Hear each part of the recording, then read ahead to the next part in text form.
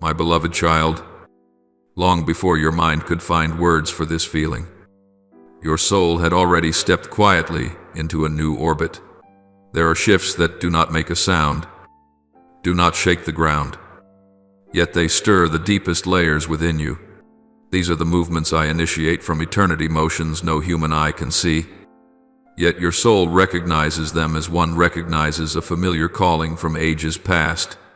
You may think you accidentally came across these words, that you were merely scrolling without intention, that this is just an ordinary moment among countless others. But I tell you, no moment is ordinary once my hand has rested upon it. No step is unconscious once I have guided its direction. Invisible currents are already at work around you, gentle yet relentless spiritual streams, pulling your soul away from what once held you captive, drawing you closer to the original intent I wrote over your life. Do you notice it? In these recent days, you no longer feel settled inside the things that once seemed normal. Conversations, environments, and relationships that used to feel fine have become strained, heavy, out of place. This is not because you are becoming strange. It is because your soul is moving away from an old frequency. When I begin calling you back to the source, everything that no longer belongs to you will feel tight and confining. You will feel as though you no longer fit the garment you have worn for years. It is not because you are wrong. It is because you are growing toward what is truer, deeper, and aligned with a greater light. Before days and time existed, I placed within you an invisible string, one that connects directly to me. It does not produce a sound your physical ears can hear, yet it vibrates every time I touch it. Each time I stir, each time I breathe over your life, that string trembles before your consciousness can understand what is happening. That is why you often say, "I have a feeling," or "There is something I sense but cannot explain." These are not vague intuitions, my child. They are the resonances of the string I placed inside you, responding to my movement. Your mind always follows behind your soul.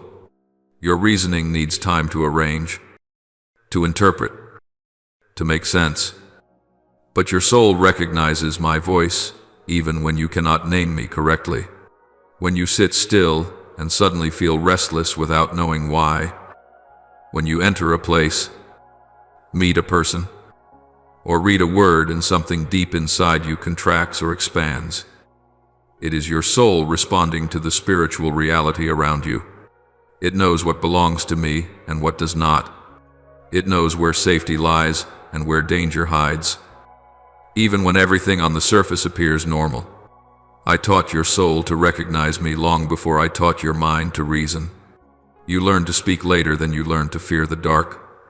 You sought an embrace before you could express loneliness. In the same way, your soul knew where home was long before your lips learned to call me Father. You often blame yourself for being too sensitive, for being easily affected by atmospheres, by someone's gaze, by movements others do not even notice. But I tell you, this sensitivity is the proof that the string I placed within you has never broken.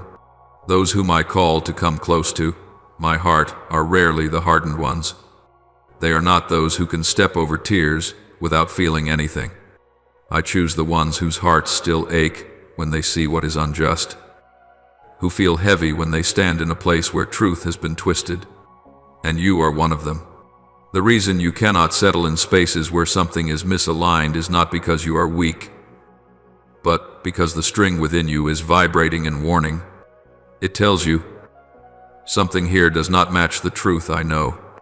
It tells you, something in this place is not consistent with the light I belong to. And every time you ignore that inner signal, you feel as though you are betraying yourself.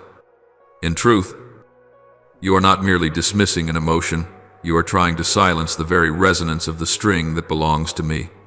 The spiritual pull that you have never been able to name correctly is, in truth, not unfamiliar at all. When I desire to lead you out of a place, I do not always reveal the entire design at once. Sometimes I begin simply by removing the sense of peace you once felt with what used to appear normal.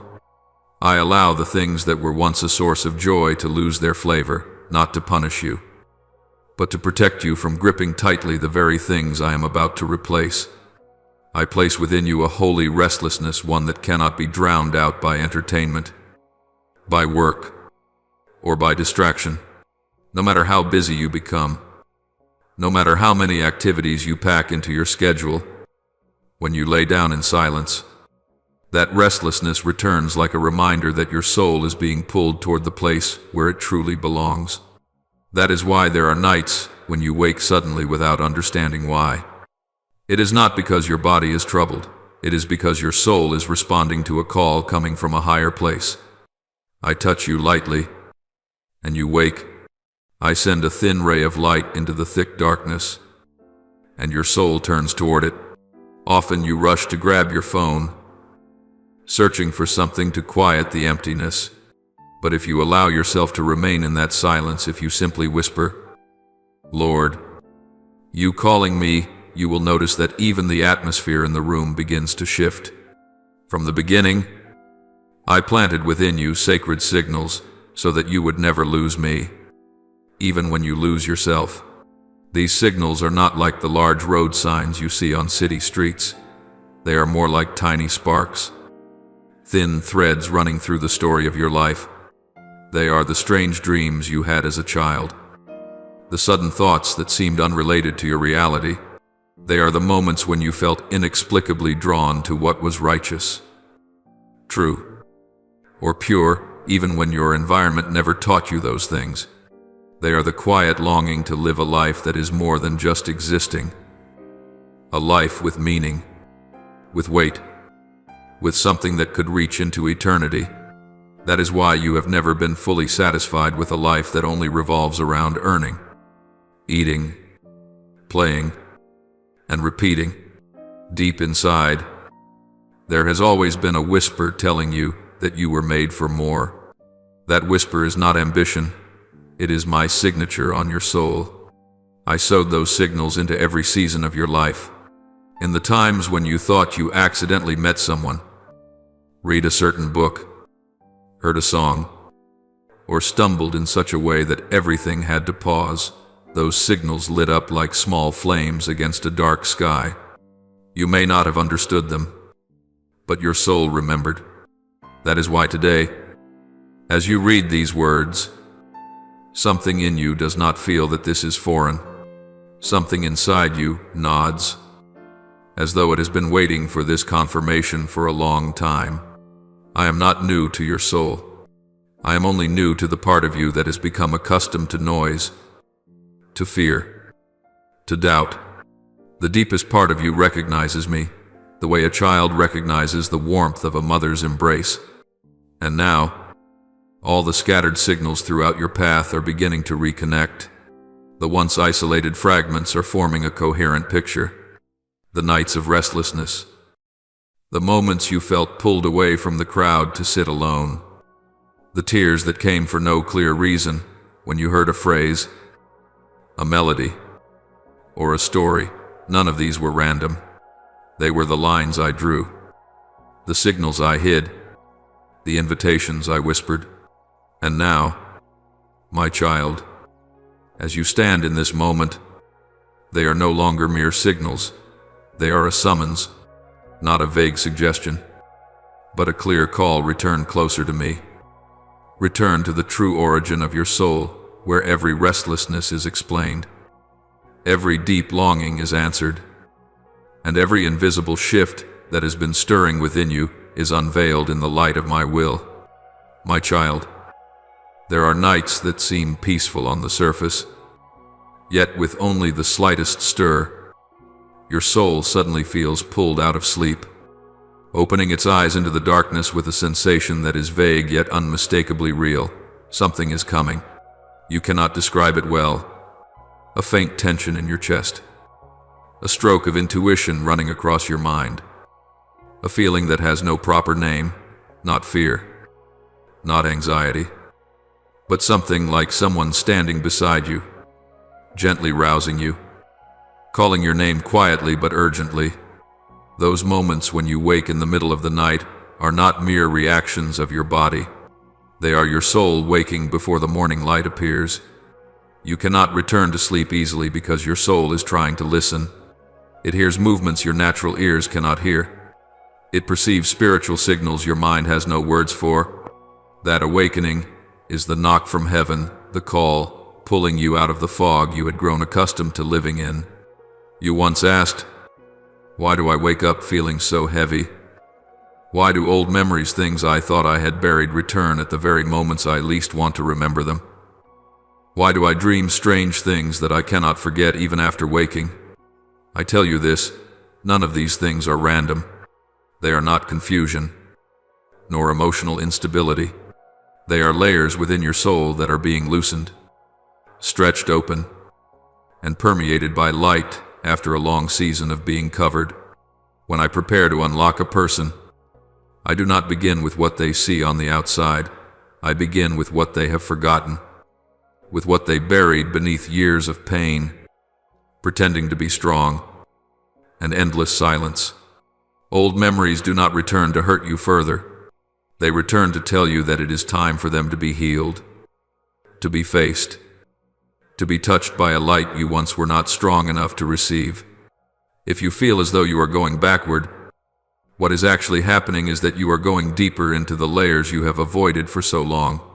When the darkness of memory rises again, it does not rise to drown you, but to announce that its time is over. It no longer has the right to remain when light has come.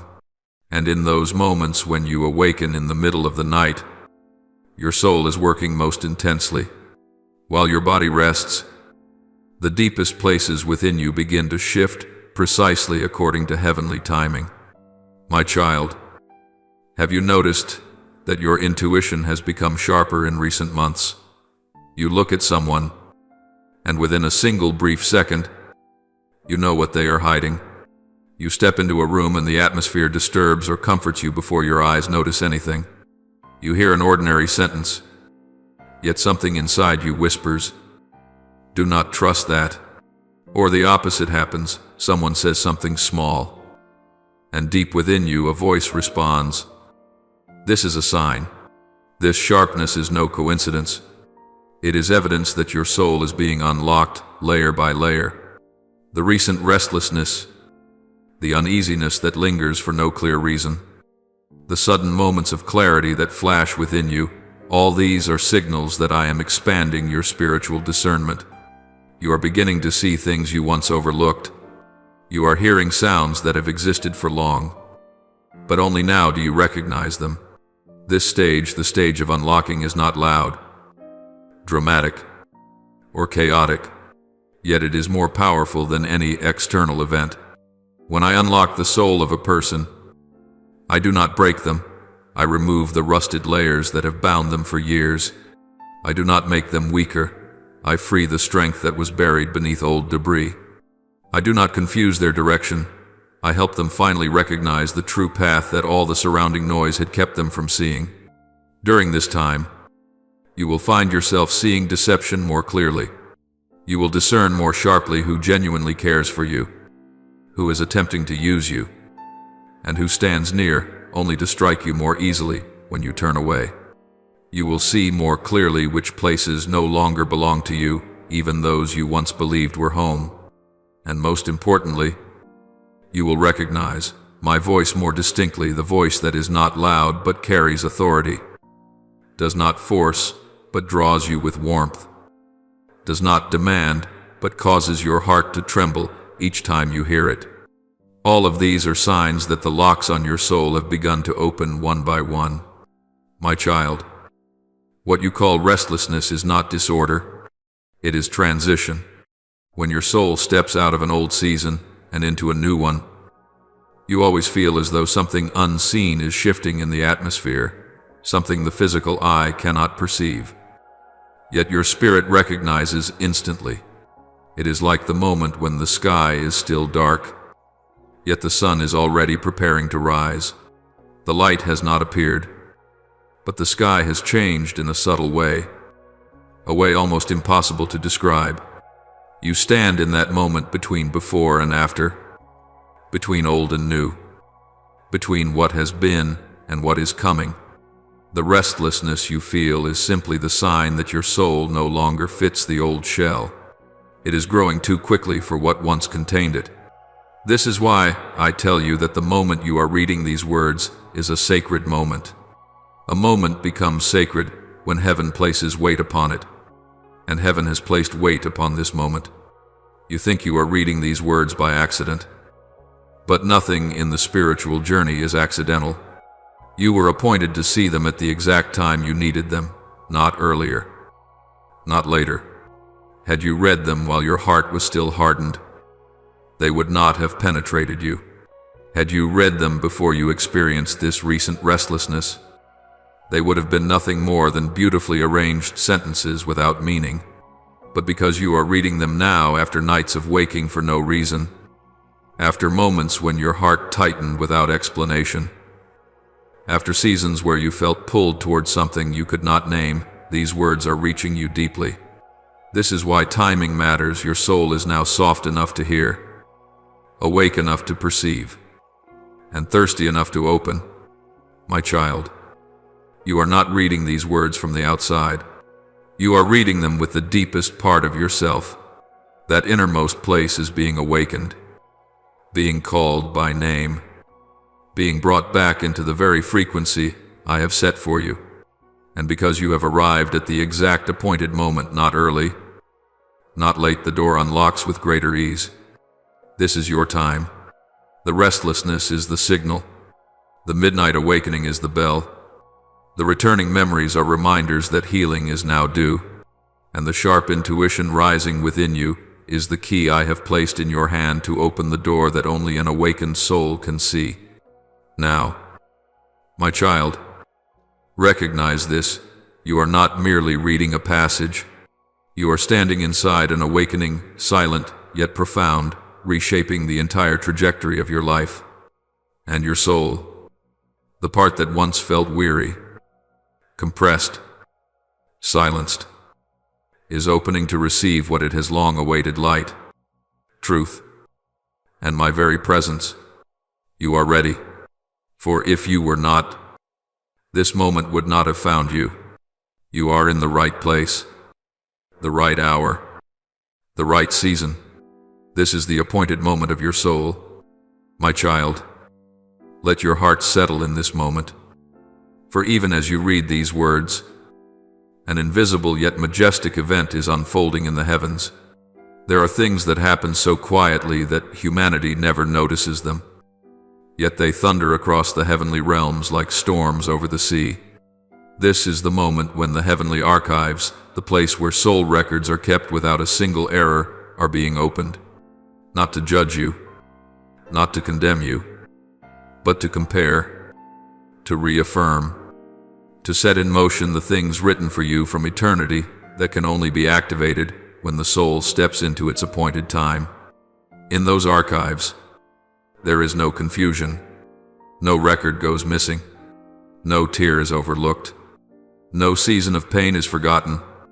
Every breath, every choice, every time you rose after falling, every prayer whispered through the darkness, all of it has been recorded with absolute precision. And not only the things you have done, but also the things done to you, the wounds inflicted by others that you never told anyone about.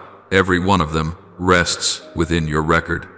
This is not the kind of record that accumulates guilt to use against you. It is the record that proves your soul has fought, endured, and survived what many could neither see nor understand. When the heavens open that record, it means the time for intervention has come. The time for rescue has come. The time to fulfill what was written in the beginning has come. You may have thought many times that you were forgotten, but in eternity, nothing is lost. I have never forgotten you. I have never taken my eyes off you, not even when you felt trapped in the darkest places. Do you think I only watch when you do right? No. I watch you even more intently when you are lost. Do you think I hear you only when you pray with words? No. I listen to your heart when it breaks and can no longer form a sound. All of these are inside the record now being opened. And when the record opens, it is not merely an examination. It is the moment when heaven and earth meet, when what belongs to your soul collides with what I wrote at creation. In this very moment, my child, a holy weight is settling around you. Can you sense it? The air seeming thicker, your heart tightening for a breath, and then expanding as if finding a new rhythm. This is not imagination. It is the sign that heaven is leaning closer. It is like a thin veil being pulled aside so that what belongs to me may pass through and touch the realm of humanity. You are standing at that intersection, the point where the old destiny closes and the new one opens. My child, this moment carries not only importance for today, it bears the weight of eternity. Ordinary moments may pass without leaving a trace, but the moments when heaven opens the archives reshape both future and memory. Do you know why I call this a holy moment? Because among the thousands of days you have lived, only a few in a lifetime bear a mark that transcends time. These are the days when heaven rewrites the course of earth, the days when the soul receives keys that open doors long believed to be sealed forever, the days when the pain you once thought meaningless finds its place in the vast tapestry I am weaving. This is one of those days. And the reason it arrives now, right when your soul is restless, awakening, opening, is because you have finally reached the maturity required to receive it. Had I brought this moment when you were not yet softened, it would have slipped past like a seed falling on stone. But today, your soul is ready. Therefore, the record has been opened. Before I formed you in the womb, I knew you. Before you were born, I set you apart. Jeremiah 1:5. Do you sense it not just as words, but as truth sinking into your very marrow? I have known you not since the day you were scarred by life, but since before I made the sun, the moon, and the stars. I have known you since you existed as breath in my first thought, the moment I shaped your soul in eternity. All of heaven acknowledged your arrival. You did not come into this world as an accident, an extra, or a wandering spirit. You were placed, written, defined before the earth had form. When the record of your soul is opened, it does not simply list what you have been through. It recalls what I ordained for you before the first light ever appeared on the earth. You look at your life and see it as a sequence of trials, of mistakes, of losses. But the record in heaven speaks of the opposite. It contains the versions of you that I have always seen, the things that would have blossomed had there been no wounding, the blessings that rightfully belong to you had there been no deception, the victories that darkness tried to delay. When I open that record, I do not see you the way you see yourself. I see you as I created you to be: strong, radiant, set apart, called by name. My child, this is the part you must hear with your soul, not with your ears. When the record is opened, every excuse, every sense of unworthiness, every negative conclusion you once placed upon yourself becomes invalid. You cannot define yourself as greater or lesser than what I have written. You can only recognize or reject it. But once your soul stands at the intersection between heaven and earth, as it does now, there is no longer room for rejection. Light is breaking in, and truth is pressing against your spirit. That truth declares that you are not as small as you thought. You are not as lost as you imagined. You are not late. You are not useless. You are not cursed. You are not forgotten. You are written with the ink of life, established by the power of the Creator, and covered by a love no force can shake. This moment carries eternal weight because it is the moment your soul steps into its rightful place on the divine map, where everything begins to align. This is the moment when past events suddenly make sense, when old encounters become illuminated, when pain turns into the material of strength. This is the moment when promises are activated, Destinies begin to move, and old doors close so new ones can open with my authority. Do you see it? I am not speaking only with words, I am speaking with time, and time itself has shifted in your favor. My child, when heaven touches earth, ordinary things become sacred, small things become significant, a quiet moment becomes an altar. And right now, in the stillness of the moment you are reading this, something holy is happening. Your name is being spoken in the heavenly realm, not for judgment, but for acknowledgement. It is time. I look upon you not with sternness, but with deep joy.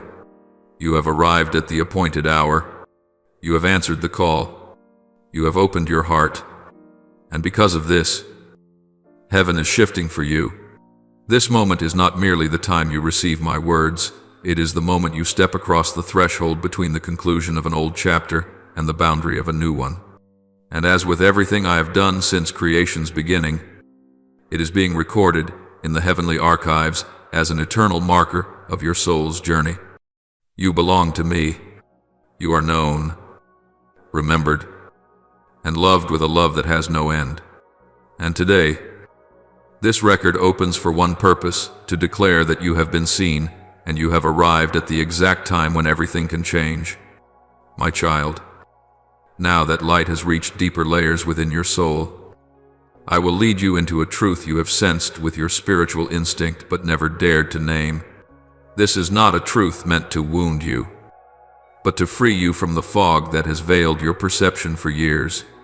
That fog did not come solely from the words of others, but from the wounds you learned to hide, believing that forgetting was the same as healing. But today I tell you to be truly healed. You must look into the places where you once turned off the light. This journey is not meant to condemn anyone, but to open your eyes to the spiritual nature of the battle you have endured, a battle woven from imitation and deception. Those who disguised themselves as close companions, those whom you trusted, leaned on, opened your heart to, and believed were your people, did not approach you as enemies. They came as light, as comfort, as shoulders to rest on, as companions, as voices that made you feel seen.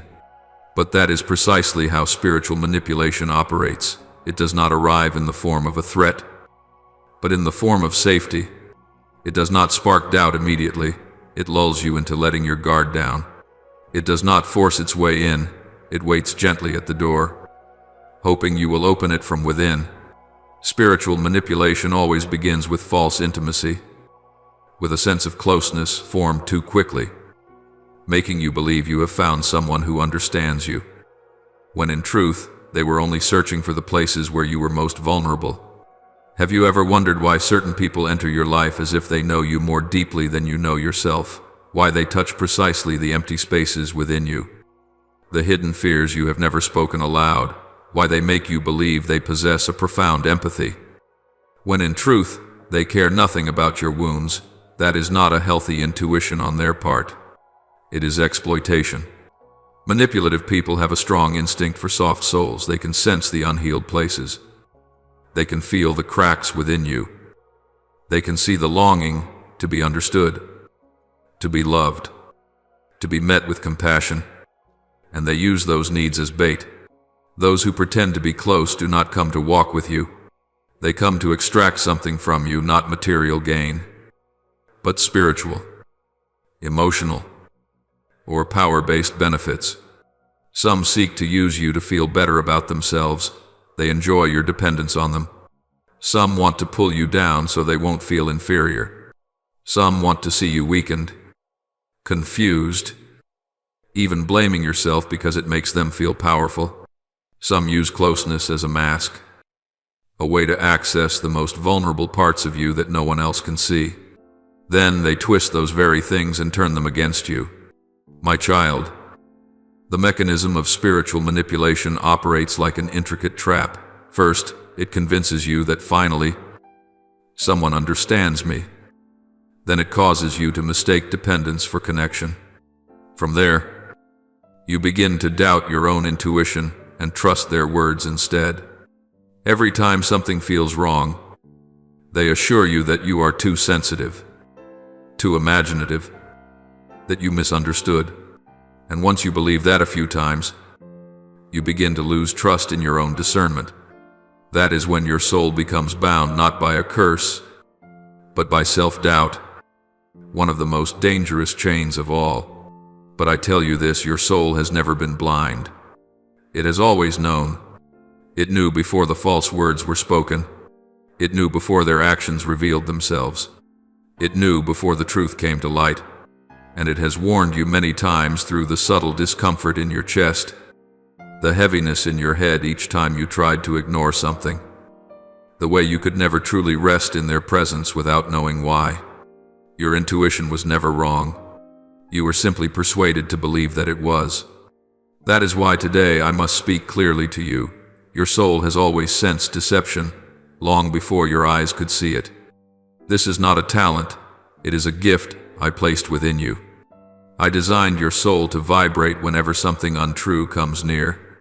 But because you longed so deeply to be loved and seen, you tried to silence those inner vibrations in order to maintain peace, not upset anyone, and preserve a connection you believed you needed. But you do not need connection with the false. You need truth. My child, I will say this gently, yet without compromise. There are those who pretended to love you because they needed the feeling of control. They needed you weakened so they could feel strong. They needed you to come to them so they could feel important. They needed your confusion so they could play the role of savior.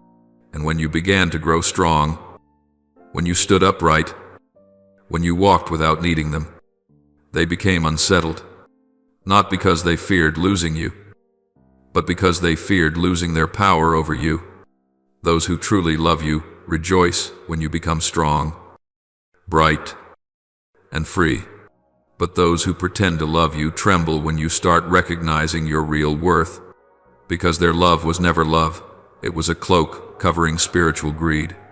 They did not want you to fall into a pit. They wanted you to stand at the edge of one, so they could pull you back at just the right moment and make you believe they were the only thing keeping you from falling.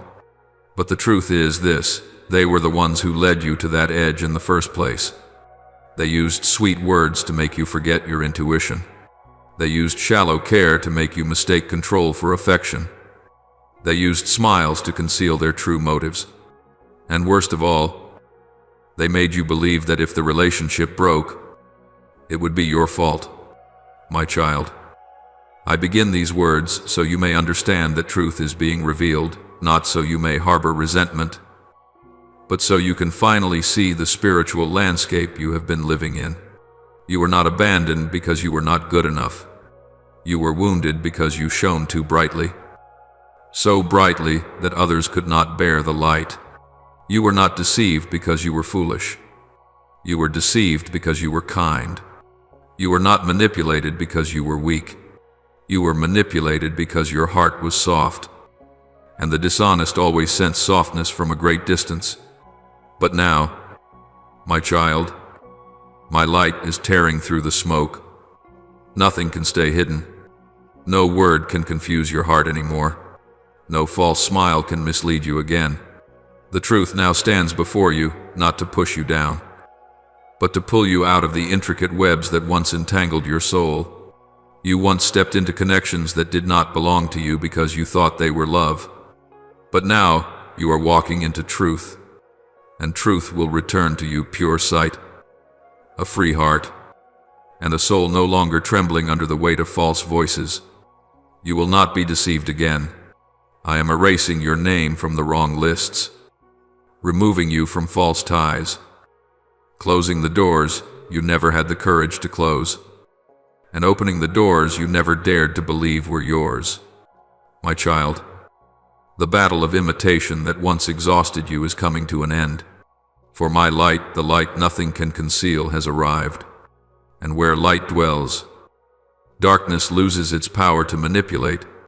You are being pulled out from the nets of counterfeit closeness into truth, into light, into the freedom you longed for but could not name.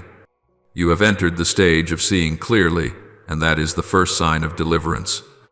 My child, there are chains that do not wound your hands, that leave no marks on your skin, yet are heavy enough to drag your entire soul downward without you knowing why. These are bindings without shape, without sound, without name woven from words, glances, envy, from the way people treated you again and again. You once thought only explicit rituals, spoken curses, or dark practices could create bondage. But I tell you this, there are emotional covenants formed not on altars, but through the words you believed, the looks you accepted, the judgments you allowed to define you. You never signed anything. You never agreed. Yet your heart bowed before those words. And that was the moment the covenant began, unintentionally.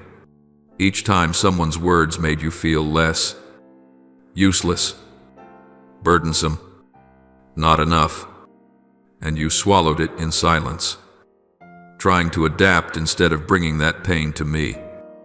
A thin thread fastened itself to your soul. When it kept happening, the thin thread became a binding rope. You began to believe, maybe I really am like that. You no longer heard those words only from others. You started repeating them within yourself. What began as a wound inflicted by someone else became a self-inflicted wound, as you used their words as the measure of your worth. That is the emotional covenant formed by accident, you agreeing with a lie until it becomes your lens. The pair of glasses you wear when you look at yourself.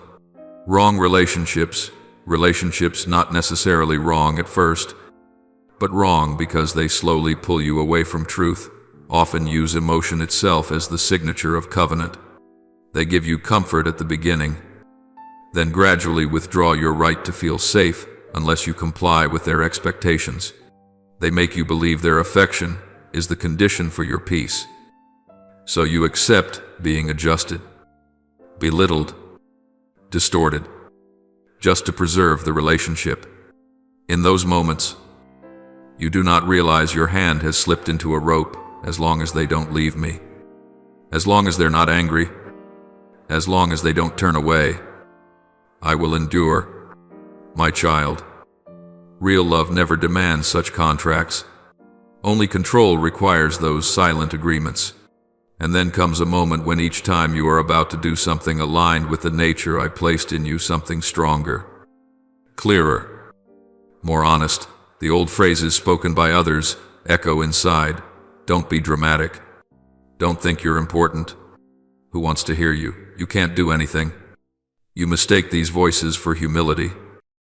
But in truth, they are the echoes of old covenants pressing you down. They drag you back into the small space people wanted you to remain in so they could feel taller. They make you feel guilty even when you are simply living as I made you. Do you see it now? No physical chains were needed, just repeated words strong enough to bind a soul. And what about envy? My child, it is a very subtle spiritual force. It does not exist only in narrowed eyes or bitter tones. It is a heavy, invisible current that makes you feel out of place the moment you enter a room. There are places where every time you show up, the atmosphere shifts. No one tells you to leave, but you feel like an outsider. No one says anything directly, but you sense the comparison, the invisible collision in the air. That is envy at work, not because you did anything wrong, but because your very presence, even before you speak or act, unsettles others in the places they have refused to confront. The light you carry, even the part you have not fully seen yet, is enough to shine into corners they do not want touched. When your soul is soft, you are deeply perceptive. You can feel these currents without needing to analyze them. But instead of recognizing that what is targeting you is envy, you turn inward and blame yourself. Maybe I'm annoying. Maybe I'm awkward. Maybe I don't fit. Maybe I'm the problem and that's why people act this way. You drag every fault toward yourself and unknowingly receive the energy of envy as if it were a verdict against your own worth. Every time that happens, one weight piles on top of another, and your soul bows just a little bit lower. You do not realize that some people do not dislike you because you are lacking, but because you carry something they fear has died within themselves: dreams, purity, intuition, kindness, faith. Instead of letting your light awaken them, they want to extinguish it so they won't have to face the withered places within their own hearts. Envy does not only twist the person who carries it, it also releases an atmosphere that easily pulls down those who are sensitive like you. If you are not firmly anchored in the truth of what I say about you, that atmosphere will erode you day after day. You begin to shrink yourself. Speak less. Laugh more softly. Walk more carefully. Blur your presence to feel safer in groups. You think you are being wise, but in reality, you are compromising with suffocation. You make yourself smaller so others will not feel uncomfortable. You lower yourself to keep the peace. You step back so no one feels threatened. And at some point, you forget that you were created to stand tall. My child, this is why you feel small in environments that should have been safe, because they are not truly safe. They are only quiet on the surface. Underneath, they are filled with comparison, jealousy, and concealed hostility. Places called family, community, or close friends can sometimes be the very spaces saturated with the most unhealthy gazes resting upon you. You have subconsciously learned that to be accepted there, you must be less of who you really are. You soften your laughter. You hold back your thoughts. You dim the beauty that is naturally yours. You would never call it fear, but I see it clearly. You are afraid of being pushed to the margins if you dare to live fully. But, my child, do you see the irony? The very places that were supposed to help you grow ended up making you shrink. The relationships that should have lifted you up kept you low. The circles that were meant to affirm your value made you question your worth. This is not true love. These are invisible systems of control, fueled by envy and comparison. Love causes you to expand, not contract. Love gives you courage, not trembling. Love gives you the safety to express yourself, not the anxiety of being too much. I need you to understand this every time you reduce yourself because of someone else's gaze. You are allowing false energies to rewrite your identity. But from today onward, I want you to begin returning those verdicts. Remember that your soul was designed for freedom, not confinement. Emotional agreements formed unconsciously can be dismantled by a conscious decision. I will no longer let those lies define me. Whenever you hear within yourself the echoes of words that once hurt you, give them to me instead of replaying them. Whenever you step into a space and feel yourself shrinking, ask me, Lord, do I need to be here? Do I belong in this atmosphere? Whenever you sense envy gathering around you, do not rush to blame yourself. Stand on the side of truth. If the light in me makes others uneasy, I still choose to remain faithful to that light. My child, I am not calling you out of invisible bondage so you can become hardened, but so you can become authentic. Authenticity means you no longer allow the glances, words, or envy of others to distort the image I placed inside you. You are allowed to show up fully. You are allowed to carry your gifts without apology. You are allowed to be joyful, to be radiant, to be strong, to be deep, without shrinking yourself so someone else will feel less dazzled. Because in the end, you are not living to satisfy human eyes. You are living to remain faithful to the calling I have placed upon your soul. The invisible bonds that once held you are being loosened even now. The very moment you begin to recognize them, light does more than illuminate, it weakens the cords that once seemed impossible to break.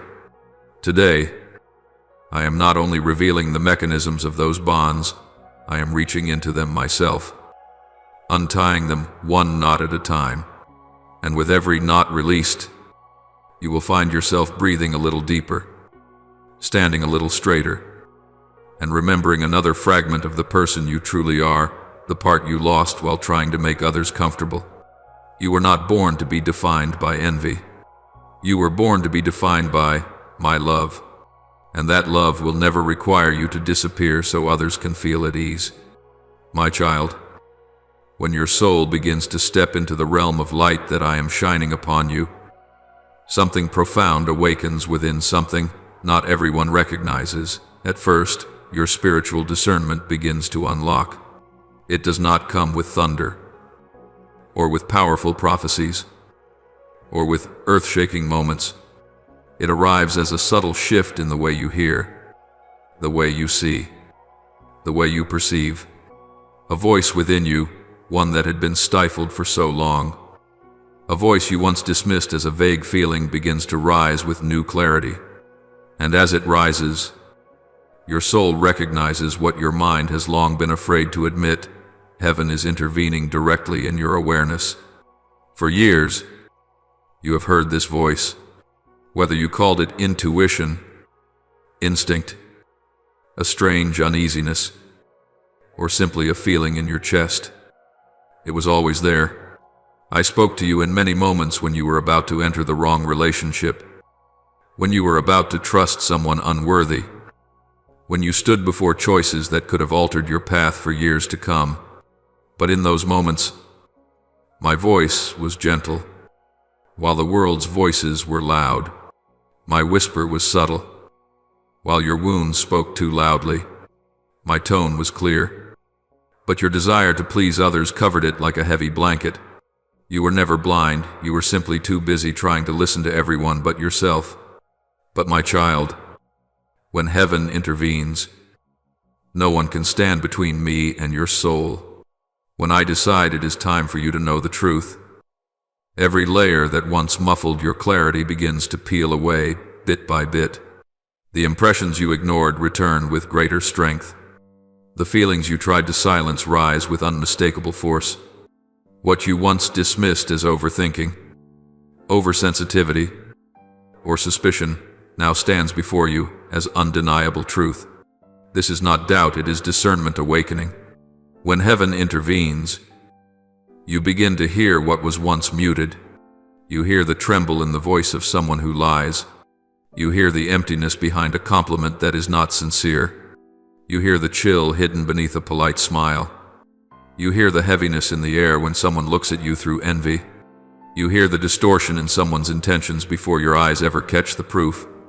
This is not a supernatural gift.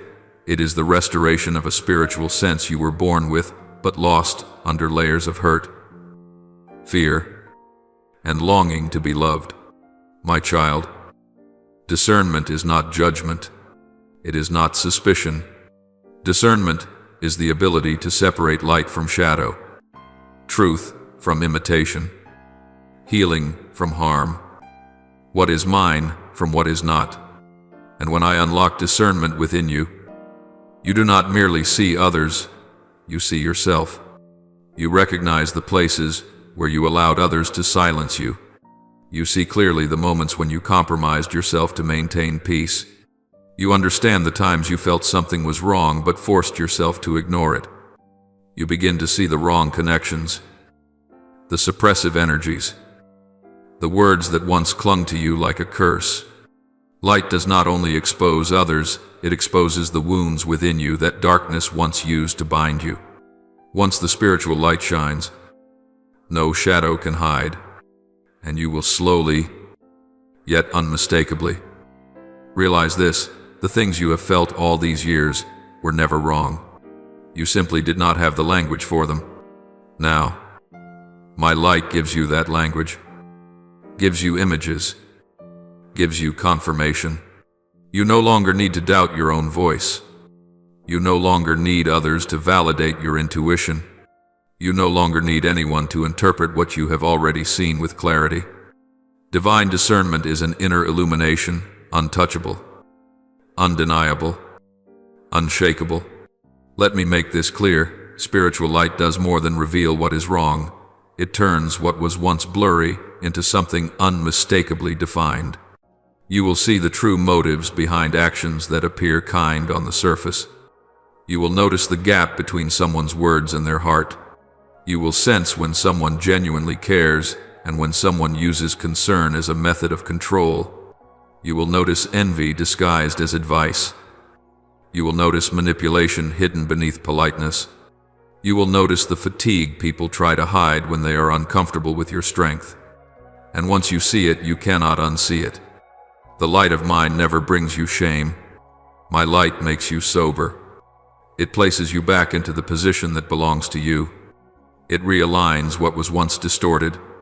It pulls you away from relationships you once believed were sincere. It leads you into places you used to fear. It gives you the courage to say no to the things you once agreed to just to keep others pleased. It enables you to see life through the eyes of someone who has recognized the true nature of darkness. And my child, this is the very first step of complete liberation. Liberation does not begin when the chains fall off. Liberation begins the moment you realize you are wearing chains. When the light shines in, those chains can no longer disguise themselves as comforting arms.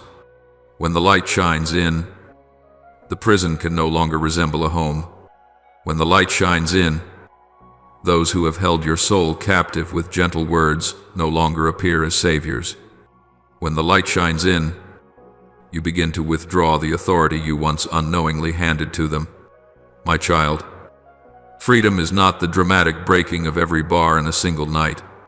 It begins with one sacred moment, the moment your soul says, "This is not the truth. This is not what God intended for my life." That single flicker of awareness sends all of heaven into motion. You think it is just a thought. No. It is a spiritual proclamation.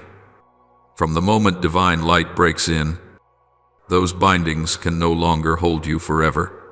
You may not step out fully today, but you no longer belong to the darkness. You no longer believe the lies. You no longer bow to control. You no longer feel obligated to maintain unhealthy connections.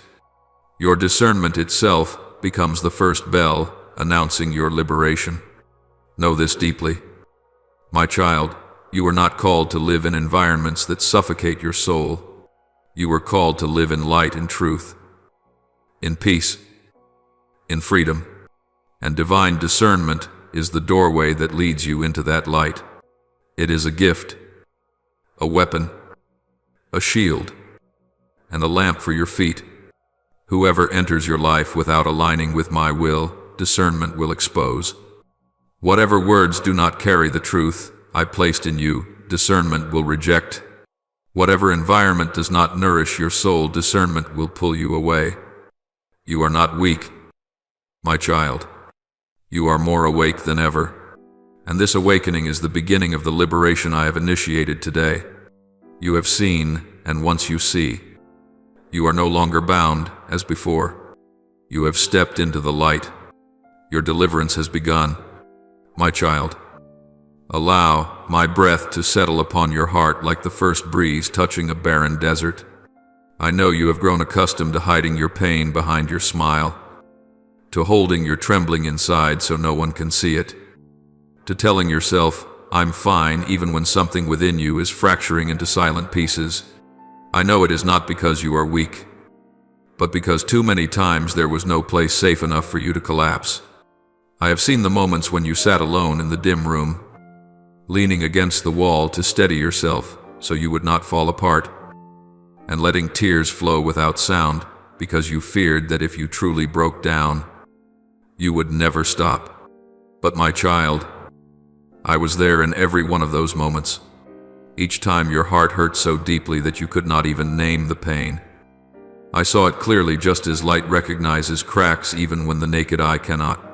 There are wounds with clear names: betrayal, humiliation, abandonment, misunderstanding, contempt.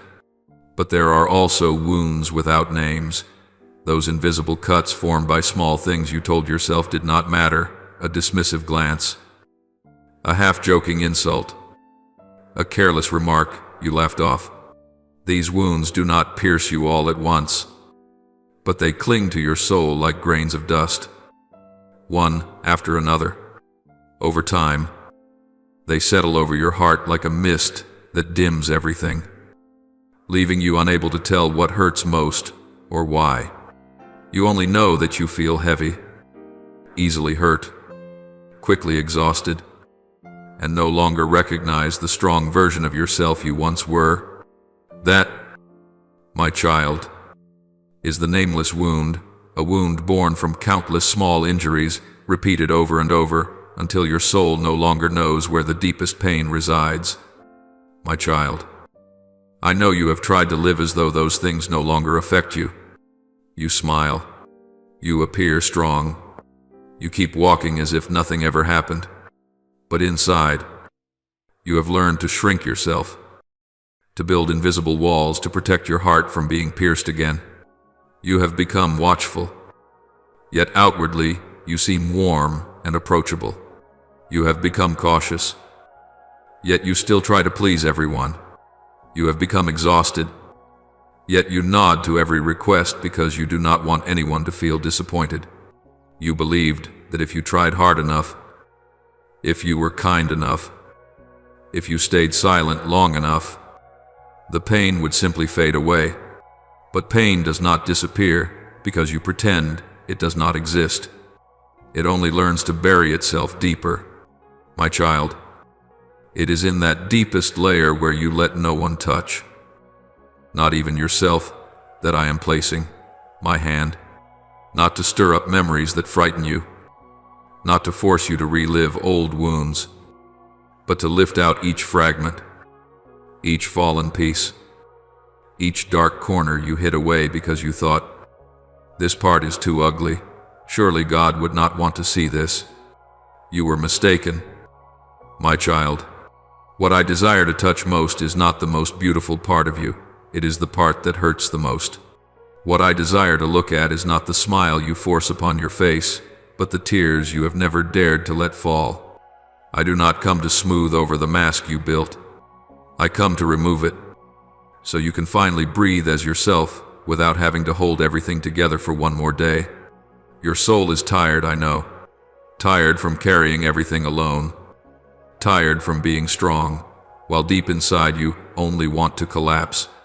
But, my child, healing does not begin when you push yourself a little further. It begins when you release, when you stop trying to hide the wound, when you dare to open the part you have been afraid to revisit. When you say, Lord, this is where it hurts the most. In that very moment, my breath, the breath that carries life, warmth, and gentle restoration will pour into the place you believed could never recover. My child, let me tell you something that not everyone understands. When I touch a wound, it no longer remains a container for painful memories. It becomes a place of encounter. When I place my hand upon the fractures, they no longer remain cracks. They become open doors for light to enter. When I breathe upon the place you feel the most ashamed of, that very place becomes the strongest pillar in your journey. Pain does not vanish by avoidance. It transforms through my touch. Do you know this? My child, the parts you hide most carefully are the very parts I want to make new first. The places where you have broken are the places where my light can pierce the strongest. The seasons in which you feel the weakest become the very foundation upon which I build your greatest strength. It is not those who have never fallen who stand firm. It is those who fell deeply, yet were lifted by my hand, who stand upon the most solid rock. My breath does more than soothe, it recreates. It breathes life back into corners you believed were dead. It softens the places you allowed to harden. It warms the spaces you let grow cold. It reconciles the places where you blamed yourself. It illuminates the corners you could not bear to look at. I do not mend you with temporary patches. I rebirth you from within. I do not merely bandage your wounds so you can endure. I heal you so you can be free. I see clearly how the pain behind your smile has taught you to live halfway, half believing, half fearing, half stepping forward, half stepping back, half opening your heart, half hiding it, half longing to be loved, half fearing the hurt that love might bring. But, my child, I did not create you to live divided. You were made to live whole with a soft heart that is not trampled, with a bright soul that does not have to shrink, with a strength that comes from true healing, not from forced endurance. Let my breath into the depths you once sealed shut. Let me place my hand upon the corner you hid most fiercely. Let my light shine into the place you believed was beyond saving. You will not be exposed to be shamed. You will be revealed to be restored. You will not revisit your past to be condemned. You will revisit it to be freed. My child, your pain is no longer the pit you must avoid. It is becoming the ground upon which I am building a new version of you, the version that no longer forces a smile, no longer hides, no longer trembles under the gaze of others, but the version that knows you belong to me, knows you are loved, healed, and upheld by the very breath of your Creator. And once I touch you, my child, nothing can keep you in the shadows again. You will not merely be healed, you will begin to live again. You will not merely be comforted, you will be renewed. You will not merely be lifted, you will be raised. For the very place where you hurt the most is the place where I am breathing new life. And that place will become the strongest testimony that you were never abandoned, not even for a single moment. My child, come closer still. For in this part, I want to touch the very place where you have doubted yourself the most, the spiritual discernment I placed within your soul. For many years, you have lived suspended between believing and not believing your own inner knowing. Each time your soul sounded an alarm, it was as though your heart flickered awake for a brief moment, like a thin current of wind passing through a signal only you could perceive. You felt that something is not right, that something is hidden beneath the surface, or that something sacred is drawing near. But instead of trusting that resonance, you immediately began to question yourself. Am I overthinking? Am I being too suspicious or too emotional? Am I imagining this? Am I just weak and overly sensitive because the people around you did not feel what you felt, did not vibrate with the invisible movements that stirred within you? You assumed that the fault was yours. You began to believe your intuition was faulty, that you were different in a bad way, that it was safer to stay silent and listen to others rather than honor the quiet voice rising from the depths of your own spirit. Every comment spoken over you, you're too sensitive. You think too much. You complicate everything. You're too easily affected slowly became a shadow pressing down on your spiritual abilities, causing you to suppress them, to choke them, and to force yourself into the perceptual framework of people who do not walk on the same spiritual plane. But my child, I say this to you with a clarity that cannot be mistaken. You are not irrational. You are not imagining things.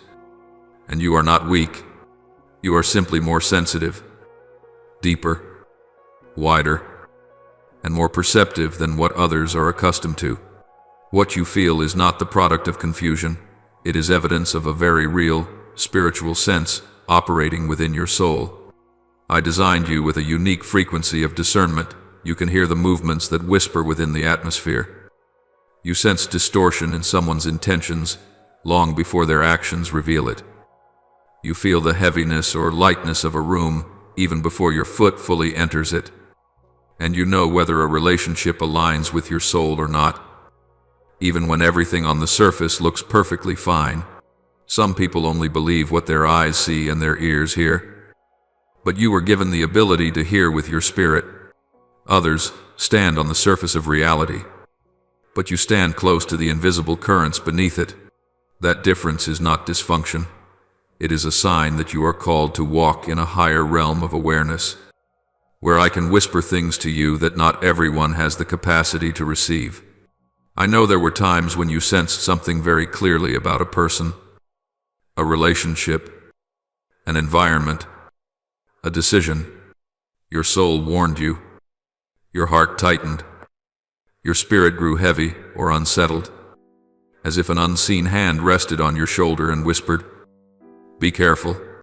But because you wanted to think well of others, because you hoped they were not as harmful as your intuition suggested, and because you feared being perceived as difficult or negative, you turned the volume of that inner voice down. You chose to believe their explanations instead of your own inner signals. You chose the loud, confident, polished voices over the quiet whisper within. And when truth eventually revealed itself, precisely as you sensed from the beginning, your soul could only sigh. If only I had trusted that gentle warning. My child, that was no coincidence. It was confirmation that your intuition was never wrong. It was merely silenced by you and by others. Your intuition is not fear. Fear only hijacks that sensitivity to amplify negative images. Its true nature is discernment, and discernment is a spiritual gift I gave you. I want you to understand this deeply. Your spiritual sensitivity is not something you learn to get better at, but something I engraved into your soul as part of your divine identity before I created the heavens and the earth. Some live primarily by logic, others by experience, others by structure and rules. But you, I call you, to walk by the sharpness of your spirit. You can sense a season before it arrives. You perceive movements in the unseen realm before circumstances shift in the natural. You hear my voice through details others dismiss as coincidence. You feel my warnings, my invitations, my confirmations through the simplest things, a sentence, a glance, a small alignment, a shift in atmosphere. What others call something small is often the language I use to speak to you, because you have the ability to read spiritual meaning beneath the surface, and because you have lived among people who do not share this sensitivity. You have, many times, chosen to stand with the majority so as not to stand out, rather than stand with the truth that was vibrating inside you. But my beloved child, today I am lifting the veil from every misunderstanding placed on you by others and by yourself. Your intuition is the place where I have been meeting you. Your sensitivity is a crafted design, not a flaw. Your sharpness is a gift, not something to apologize for. You were not created to walk blindly through spiritual atmospheres. You were created to perceive, and I will no longer allow that gift to be suffocated. I am healing the wounds that made you doubt your inner voice. I am removing the labels too emotional, exaggerating, overthinking, complicated, that people once attached to you. I am washing away the shame you carried for being more sensitive than others, and I am telling you now, gently and firmly, there is nothing wrong with you. There is something gifted within you. When I strengthen your true worth, I am not merely saying that you are fine. I am affirming that you are precious, indispensable, and that you carry a uniquely crafted portion of the heavenly tapestry, one that, if missing, would cause the entire picture to lose its depth. The world does not always know what to do with souls as sensitive as yours, and thus they easily criticize or misunderstand you. But in the realms above, souls like yours are entrusted with delicate assignments, guarding the spiritual atmosphere, sensing storms before they break, discerning the heartbeat of every season, and catching signals the enemy assumes no one can perceive. It is no coincidence that you often feel know beforehand, or grow restless every time your life approaches a turning point. All these are signs that your soul carries a spiritual sensitivity far beyond what you once imagined. Therefore, my child, today I invite you to stand tall in this new truth about yourself. Do not apologize for being deep. Do not shrink to fit the mold of those who do not understand you. Do not label as crazy, too much, or imagined what is. In reality, the gentle whisper of my voice within you. I speak this as a seal upon your soul. You are not mistaken. You were chosen to hear. You are not unstable. You were designed to discern. You are not out of rhythm, you are simply walking to the cadence of eternity. A cadence not everyone hears, yet one I have placed within those I call my own. Receive it, believe it, and cherish this ability as a gift from my very hand.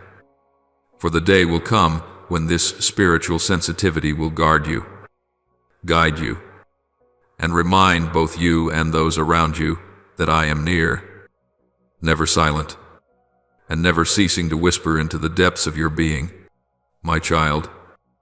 Let me draw you into the true depth of what has been happening around your soul, something you have sensed for years, yet never had the language to name. You have believed that you simply encountered difficult people, people who disliked you, people who misunderstood you for no clear reason. But, my child, no one hates you for no reason. No one is irritated by you without cause. No one pushes you to the margins for fun. In the spiritual realm, every reaction has a root. Every uneasy glance is a signal. Every strange attitude springs from something deeper than human personality, a spirit of jealousy at work within them. It is a spirit you never had the words to define, yet your soul recognized it. And the truth is this: the darkness within them trembles before the light within you. What you thought was simply your own overthinking was, in fact, spiritual discernment, but because you never wanted to think poorly of anyone. You tried to explain it through logic, psychology, and social reasoning. Yet no matter how much you tried, the truth remained. The light you carry is the very reason they felt unsettled. Jealousy is not merely dislike or annoyance. It is a spirit that moves quietly, yet powerfully. One that knows exactly how to choose its target. It does not attach itself to the harmless. It does not pursue those without influence. It does not attack empty souls. Jealousy chooses those who carry light, those endowed with discernment, hearts filled with purity, souls destined to bring peace into chaos. It targets the gentle ones whom darkness cannot comprehend. It targets those appointed to become a voice for their generation. It targets those whose very stillness alters the atmosphere. It targets you. And it does not target you because you are dangerous in a negative sense. It targets you because you are a threat to darkness itself. My child, how many times have you wondered why you became the subject of rumors, suspicion, or unfriendly glances? How many times have you felt misunderstood without knowing why? How many times have you tried your very best to be kind, gracious, and humble, only to receive coldness or inexplicable tension? In return, you believed you were not good enough. You thought you had done something wrong. You thought you needed to try harder. But you never knew that the issue was never you. The issue was the spiritual atmosphere within others and the light within you that compelled that atmosphere to react. I want you to understand this as naturally as you understand your own breath. You are not a target because you are weak. You are a target because you carry what darkness fears most. Darkness does not fear those with status. It does not fear those with reputation. It does not fear those who speak loudly, but are empty within. Darkness fears only those who carry true light, the light that does not come from knowledge or effort, but from the very breath I placed in their soul. That light is not loud, yet it pierces. It is not proud, yet it is powerful. It does not boast, yet it makes darkness tremble every time you appear. You do not see this because you have been viewing yourself through the lens of wounds, through the words spoken by others, through environments that never recognized your true worth. But the spiritual realm sees you differently. It sees you exactly as you are, one who carries light. And that is the beginning of jealousy. Jealousy is not aimed at what you can do, but at what you are. It sees the vitality in you long before you see it. It sees your resilience after every breaking. It sees the compassion you hold, even when people treat you unfairly. It sees your persistence, your softness, your depth, your ability to see through the surface of things. The enemy fears souls like yours. because souls like yours can change the atmosphere of a family, shift the energy of a room, and redirect the path of others simply by being present. That is why the spirit of jealousy operates through people to hurt you, to make you doubt yourself, to shrink you, to make you fear your own strength. It is no coincidence that the people who hurt you the most are often those who once stood closest to your heart. Jealousy operates most fiercely within close relationships, where closeness makes you more trusting, more open, less guarded. The enemy does not use strangers to make you fall. It uses those near you, those you trust, those you help, those you never suspected. And when they react with irritation, criticism, belittling, or envy, you turn inward and ask yourself what you did wrong. But my child, you did nothing wrong. You simply shone. Here is the truth I want you to engrave deeply. Anyone who has not healed their inner darkness will feel threatened by someone who carries inner light. You appear ordinary only in places where there is no darkness in the human heart. But in places where there are wounds, comparisons, insecurities, or hidden pain, you become a mirror. And not everyone wants to look into a mirror. Some will try to break the mirror instead of healing themselves. My child, it is not because you are lesser, it is because you are stronger. It is not because you are wrong, it is because you are right. It is not because you cause trouble, it is because you expose truth. Do you realize that even when you stay silent, you shift the atmosphere? Do you realize that the moment you walk into a room, the energy rearranges itself? Do you realize that people who are hiding something avoid your gaze? Do you realize that those who envy you try to diminish you through words, attitudes, or subtle narratives? They do this not because you are beneath them. They do it because you are above them, and they fear that others will see what they already see. My child, the truth I want you to hold in the deepest part of your heart is this: you are not attacked because you deserve it, but because you are valuable. If there were no treasure in you, the thief would not come. If there were no light in you, darkness would not react so violently. If there were no divine calling in you, jealousy would not target you. You become a target because you carry what the enemy cannot create and cannot destroy the light I placed within you from the beginning. From this moment on, I want you to see everything with new eyes, the eyes of someone protected, set apart, and chosen.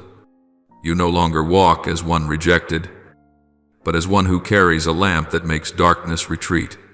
You no longer bow your head because of misunderstanding, but stand tall because you understand the source of that misunderstanding. You no longer tremble before jealousy, but recognize it as evidence of your spiritual weight. Remember this clearly: the enemy does not attack empty souls. It attacks souls that hold treasure, and that treasure is you. You are the light in the night. You are my evidence. You are the one darkness has tried to extinguish many times but has never succeeded, because you do not belong to darkness, and the light within you, my child, is only growing stronger. That is why darkness grows more afraid. But that fear is a sign not of defeat but of a new season, a season in which you finally recognize yourself, a season in which nothing can stop the light you were called to carry. My child, open your heart deeply and let the breath of divine truth touch the innermost layers of your soul. Because what I am about to speak is not for your mind to analyze, but for your spirit to tremble with recognition. Jesus and Archangel Michael are standing in the midst of a battle for you, not as poetic symbols in a book, not as comforting images, but as a reality unfolding every moment in the unseen realm, where your eyes cannot reach but your soul can sense. Those sudden waves of restlessness, those nights you cannot sleep without reason, those moments when your heartbeat surges like an alarm, these are not random physiological events. They are echoes of a spiritual battle, intensifying, They are signals that heaven is expanding its protection around you. You think you are the only one struggling. No, my child. There are moments when Jesus, the one bearing the wounds, has knelt to intercede for you with a depth of pain only he can understand. There are moments when Michael, the mightiest warrior of the heavens, has stood between you and forces no human eye could ever perceive. My child, let me draw you into the holy sight of Jesus' intercession, something you have heard with your ears, but have never truly seen with your soul. You once heard the words, "Jesus loves you," yet you have never witnessed the full depth of what that means. When you are in pain, he does not merely stand beside you to offer comfort, he steps into that very pain, embracing it as if it were a living wound in his own body. When you are rejected, he feels the same hollow ache. When you are lost amid voices that blur truth and falsehood, he steps into that confusion, stands at the center, and whispers to you, "You are not alone." And when the spiritual warfare around you roars at its fiercest, when exhaustion overtakes you, when your spirit feels dim, when your heart is weighed down by distortion and unrest, Jesus does not watch from a distance. He stands at the very front lines, stretching out his arms in the midst of the darkness and speaking to the Father, "Hold this soul. Do not let it slip away. Allow me to shield it until it can hear your voice again." My child, he has interceded for you countless times, far beyond anything you could imagine. When you were asleep and your soul was on the verge of surrendering, he placed his hand upon your chest and whispered, "Do not fade. I am here." When the voices around you or the ones rising from within your own mind made you question your worth, he said to the Father, "It has not yet seen what you placed within it. Let the glory of my wounds illuminate its heart." And when you walked into spaces where darkness waited in silence, Jesus commanded his angels, "Surround this one. Nothing is permitted to touch its soul."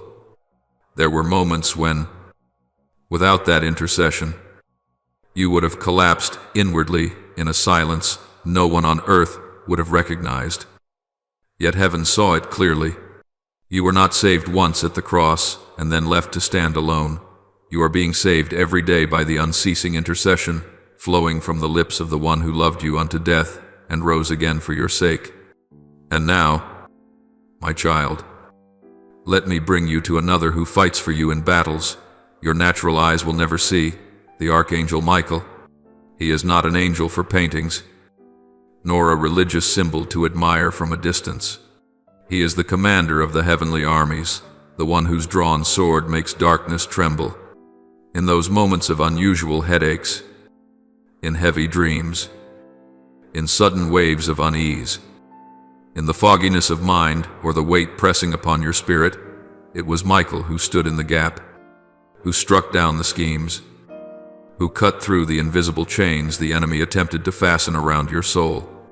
My child, when I open the spiritual realm for you to glimpse, I am not leading you into a world of shadows or frightening images. As many imagine, the spiritual realm is not a place for sensationalism or curiosity. It is a refined, holy system woven with principles I established from the beginning, principles of life, of free will, and of the profound connection between the soul and everything it encounters. When I speak of curses, do not allow your mind to conjure up images of superstition or exaggerated mysticism. In truth, most curses in human lives do not come from witchcraft, rituals, or demonic forces. They arise from wounded emotions, from words charged with destructive energy, from betrayals, and from judgments spoken by those you once trusted. These are not spells, but spiritual consequences formed by the pollution of emotional environments. An emotional curse is not an incantation. It is a mechanism that operates through the energy of the soul. When a person speaks words filled with bitterness, contempt, insult, or condemnation, with deep anger behind them, the energy carried by those words can attach itself to the emotional field of the one who receives them. Every word is born from an emotion, and it carries the corresponding power. A word spoken out of disdain forms a wound. A word spoken from envy slowly erodes a person from within. A word spoken in hatred becomes an invisible weight pressing upon another's spirit. That is why some sentences, though they sound light, can cause a heart to crumble for months, why a careless judgment can make a soul shrink back and lose sight of its own worth. It is not because the words themselves are powerful, but because the listener has opened the emotional door too widely, allowing that energy to sink into the core. My child, there are curses that do not come through speech at all. They come through silence. The indifference of someone you love can become a silent rejection that numbs your heart. The coldness of another can plant within you a sense of being dismissed or unworthy. If these things are not recognized and released over time, they become invisible bindings that make you question yourself again and again. Emotional curses, therefore, are not usually launched first by the powers of darkness. They are often planted by human beings themselves, through their own frailty, their own wounds, and their own blindness. When I speak to you about this, I want you to understand something essential. Those curses only gain power when your soul receives them. If you hear them, but do not believe them, if you feel them, but refuse to accept them, if you know you are loved and upheld by me, then anything harmful spoken from others cannot attach itself to your soul. Like water poured over stone, it will simply flow off, leaving no trace behind.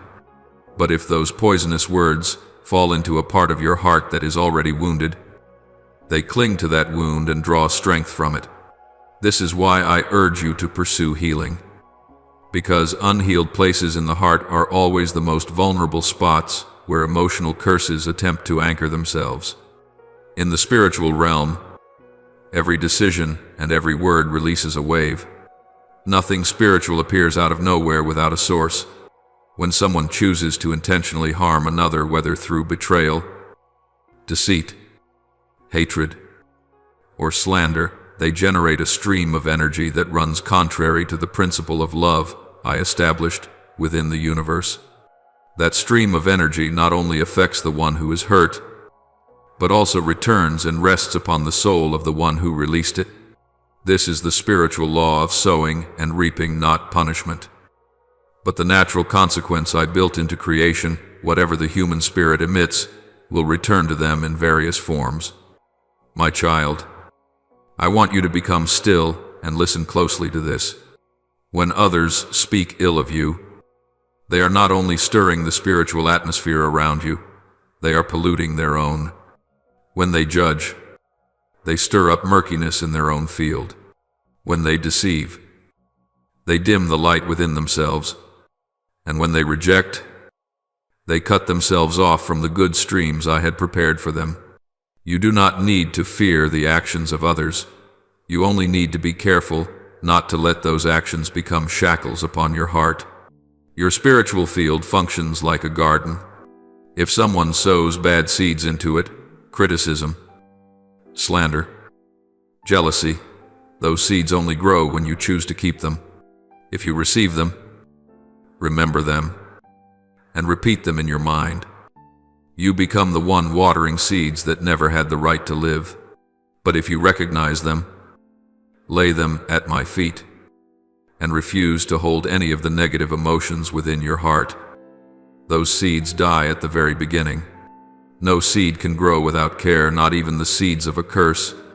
My beloved child, the negative spiritual rituals people often whisper about are only a small part of the reality. The most dangerous forces do not come from rituals. They come from the emotions you hold for too long. Long-nurtured bitterness becomes a ritual. Lingering resentment becomes a self-operating curse. Hatred nurtured in the heart can bind you more tightly than any demonic force. This is why I continually call you back to forgiveness, to examining your heart, to releasing what has weighed you down. Forgiveness does not excuse the one who did wrong. It opens the door for your soul to step out of toxic energy. Others may speak falsely about you, but they cannot decide your spiritual destiny. Others may hurt you, but they cannot touch what I placed inside your soul unless you permit it. Their words may wound you momentarily, but only your acceptance can turn those wounds into lasting chains. I want you to understand this subtle truth, so your soul may remain free. Your decisions also shape the spiritual atmosphere around you with great power. When you choose what is right, even when it is difficult, you open a door of light. When you choose love instead of retaliation, you lift the vibration of your soul to a higher realm. When you choose truth instead of deceit, you strengthen your inner foundation with light. But if you choose to react from pain, you unintentionally pull yourself back into the shadows, the very place I desire to lead you out of. My child, the secret is not found in resisting the darkness, but in understanding that the light within you is stronger than anything others may project toward you. As long as you stand firm in the truth I have placed within your heart, no curse, no judgment, and no malicious act can cross the shield of protection I have laid over your life. My child, when I say that, I break every chain. It is not a gentle metaphor meant to encourage you. It is a spiritual reality unfolding daily in the lives of those who belong to me. No bondage, whether born of toxic words, misguided rituals, or the unconscious mechanisms people impose on one another, can remain standing when my light arrives. All those negative energies, emotional knots, and invisible weights you once believed were part of you are in fact nothing more than layers of dust that time and hurt have allowed to settle upon your soul. When I come, I do not merely blow the dust away, I dissolve the shackles you did not even know you were wearing. You must understand something profound. No negative ritual, whether executed in darkness or carried out with deliberate ill intent, holds any power greater than my will or the identity I have placed in you. What caused you to be affected was never the strength of the ritual itself, but the vulnerability of your soul in that season when you were wounded, unbalanced, or unaware of your true worth. When you do not know who you are, you easily absorb whatever others say about you. When you do not know the authority I have placed within you, you are tempted to believe that someone's threat carries more weight than my word. When you do not know how my light covers you, you may mistakenly think that darkness can find its way into your life. But my child, I break chains not only by power, but by truth. Chains do not snap because of thunder. They dissolve because light exposes everything built on deception. I dismantle the impact of negative rituals not through another ritual, but through my presence, the presence that causes everything not of me to depart. Darkness does not need to be defeated. It simply disappears when the light comes. That is how I set your soul free. Many believe that to escape the effects of distorted rituals or emotional curses, they must seek more ceremonies or practices to counteract them. But I do not want you to chase after such things. I want you to see the truth: you belong to me. And anything that does not originate from me cannot operate over your life indefinitely. That awareness is the first key that unlocks freedom. When you know that I am with you, fear loses its grip. When you know that my work in you is stronger than any influence that ever clung to your soul, confusion releases its hold. When you know that I am the Lord of every season, every circumstance, every decree, you stop believing that anyone has the authority to seal your future shut. The way I break these influences is not complicated. It carries the beauty of holy simplicity. I free you through 3 layers of action: light, truth, and repositioning. Light is when I shine upon the places your soul once hid: old wounds, unhealed memories, emotions you buried because you believed they were insignificant. When light arrives, every shadow loses its power. You no longer see yourself as small or inadequate. You see yourself as loved, chosen, and surrounded by my protection. In that moment, anything that once tried to cling to your soul no longer has any place to hold on to. Truth is when I remind you of the worth I placed within you. The judgments others spoke over you only carried weight because you believed them. But when you embrace the truth that you were created in my image, that your value cannot be measured by anyone, that I have called you by name, then the words of people become nothing more than distant echoes, incapable of defining you. Truth is the sword that severs every invisible knot and every distorted concept you once carried on your shoulders. Repositioning happens when I draw you out of the energetic fields that once held you captive. I do not merely break the chains, I remove you from the very place where those chains existed. I set you in a new position, one marked by peace, by light, and by an awareness of the future I have prepared for you. A soul that has been repositioned will never return to the old territory, because you know you have crossed over, and you are no longer defined or shaped by what used to be.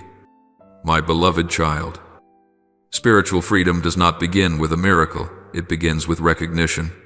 When you recognize that no darkness has authority over you unless you grant it permission, you have taken your first step into freedom.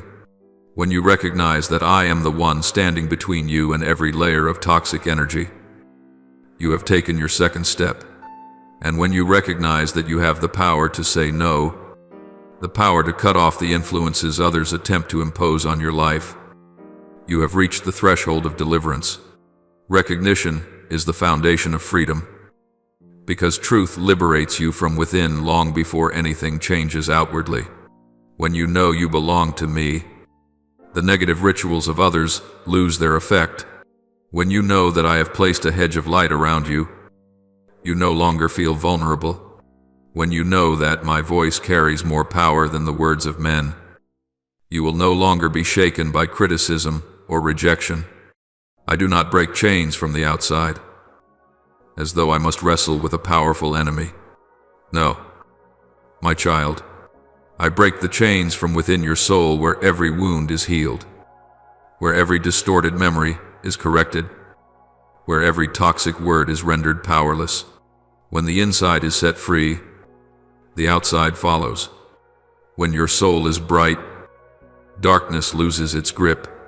Many seek freedom by changing their environment, their relationships, or their circumstances. But true freedom does not begin by escaping something. It begins by opening your eyes to see truth. Spiritual freedom is not about running away but standing firm. It is not about hiding from darkness but standing under the light I have given you. It is not about hoping negativity disappears but recognizing that it has no authority over you. My child, I want you to remember this. I break every chain, not merely to make you lighter, but to make you stronger. I release you not so you can return to who you once were, but so you can step into the new territories you could not enter before because of invisible restraints. Chains do more than bind the hands, they bind vision, restrict dreams, and suffocate courage. When the chains are broken, your soul is not only free, it expands. And when you stand in that freedom, negative rituals, judgmental words, and the harmful energies of others can no longer touch you. You walk as one who knows they belong to the light. You live as one empowered by awareness. You breathe as one who has come out of darkness. And you look at the future as one who knows the chains have been shattered forever. My child, there is a kind of wisdom no school can teach, no book can fully explain, and no natural experience can truly reach. It is spiritual wisdom, the wisdom that comes from the illumination of the Holy Spirit, the wisdom that is not merely knowledge, but a deep recognition of what lies beneath the surface of things, situations, and people. When the eyes of your spirit open, the picture of your life is no longer a confusion of scattered colors. What once seemed incomprehensible becomes clear. Feelings that once seemed vague finally receive names, and the inner stirrings that have long lingered begin to make sense. You see not only with your eyes but with your spirit. You hear not only with your ears but with your inner discernment. You sense not merely through emotion but through spiritual knowing. You begin to see what I want you to see and avoid what I want you to avoid. Spiritual sight does not mean you gain a strange, supernatural sense. It is more like the moment dawn breaks, when darkness fades and everything finally reveals its true shape. What you once assumed was safe now exposes the subtle dangers beneath it. What you thought was pure sometimes carries hidden intentions, and what you once overlooked may turn out to hold great significance in my divine design. My light does not change things, it simply unveils their true nature. When spiritual light touches your soul, you no longer see through the lens of memory or fear. You see with a spirit that has been awakened. My child, do you remember the times I urged you to distance yourself from certain people?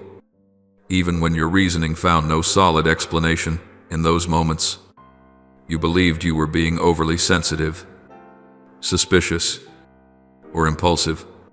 You tried to stay, tried to mend the connection, tried to keep holding on, but the discomfort never left.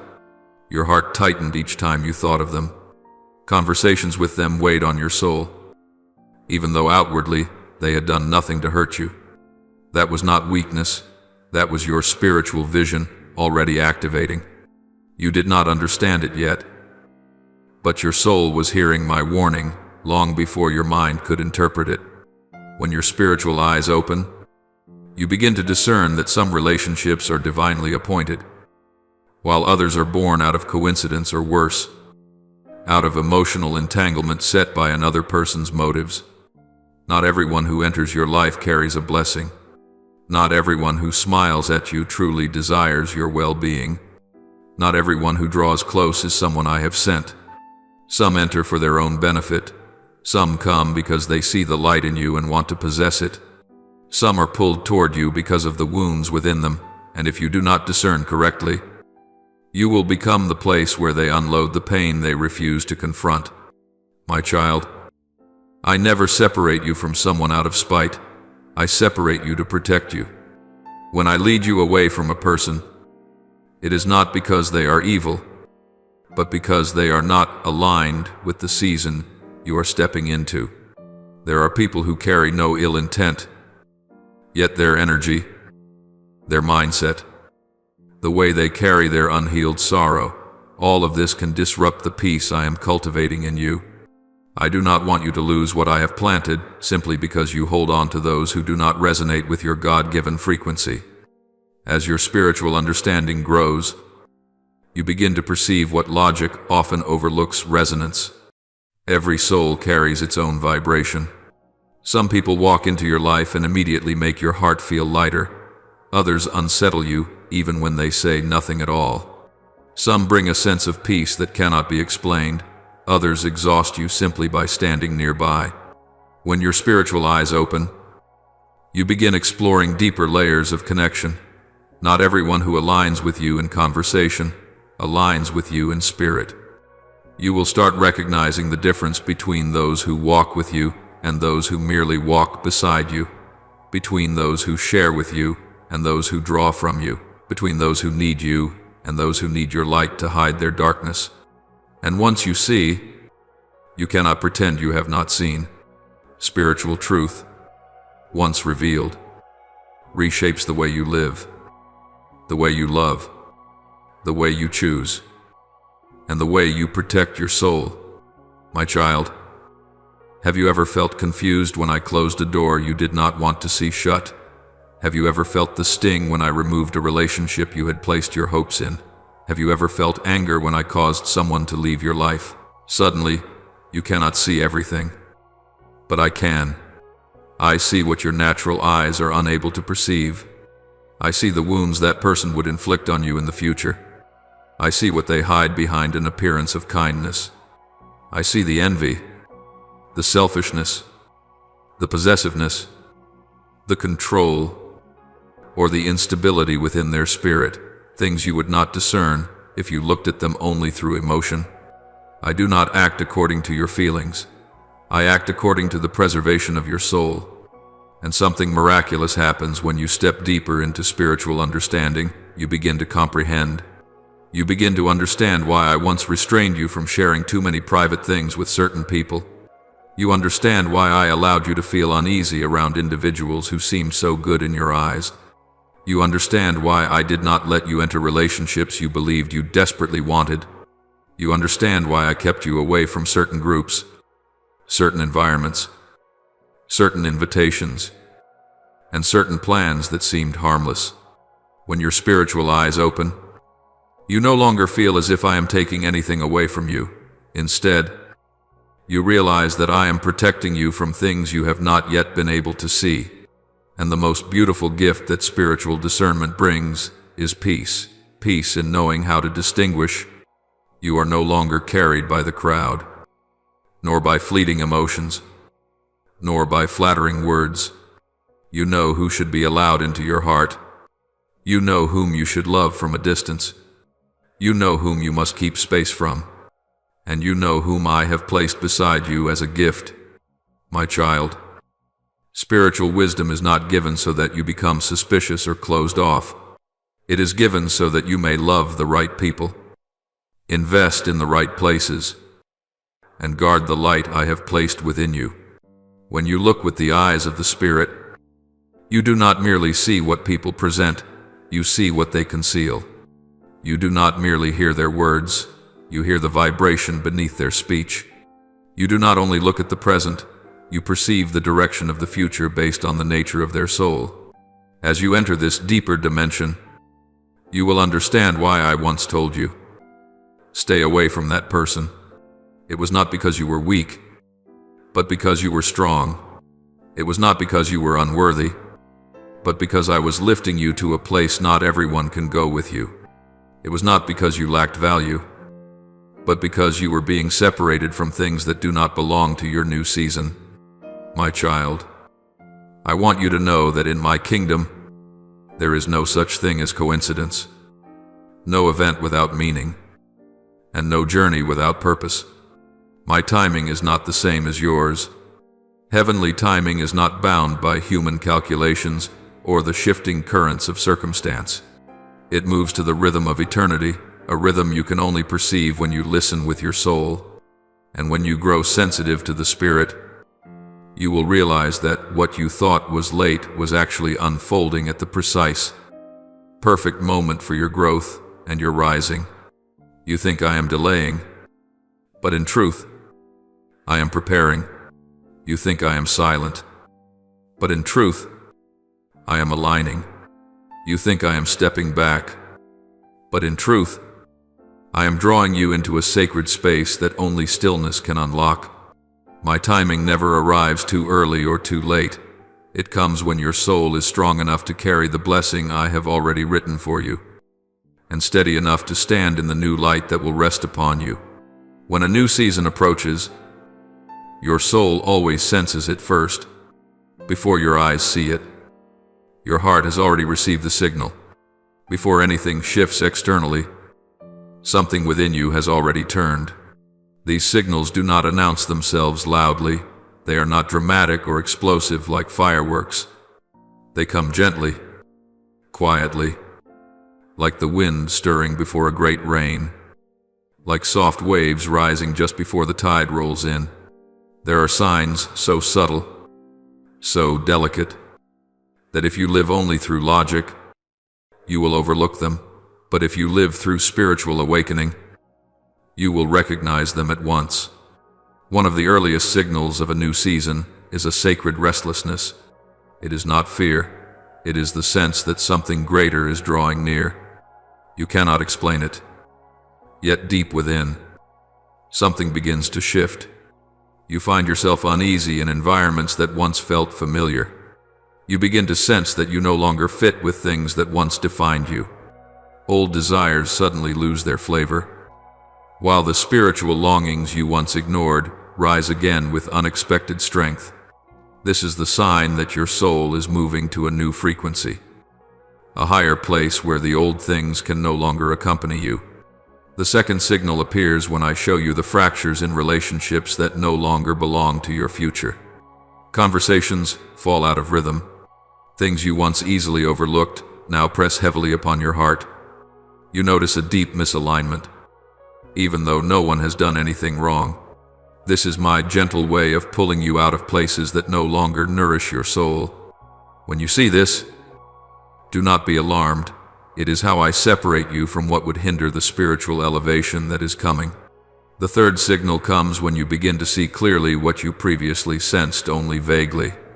Fleeting intuitions become sharp. Quiet warnings within your heart grow unmistakable.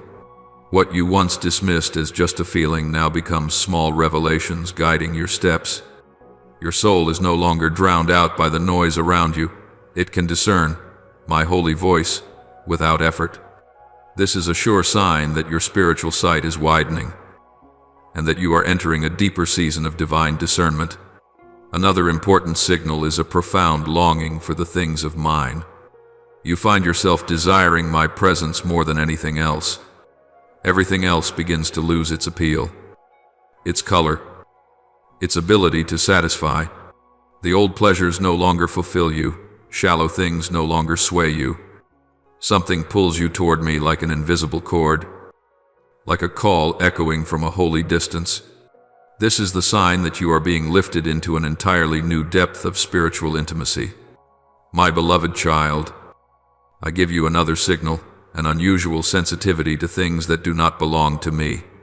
You begin to recognize negativity before it reaches you. You see the falseness behind kind words. You sense the distortion in atmospheres that appear peaceful. You know when someone is hiding their true motives. This is not suspicion, it is divine discernment, one of the clearest signs that you are about to enter a new phase in my plan. And there is another signal that many fail to recognize: the closing of a cycle.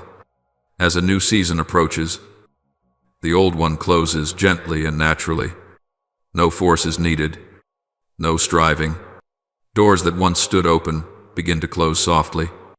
Opportunities that once moved toward you become still. Relationships that once overflowed with passion become distant.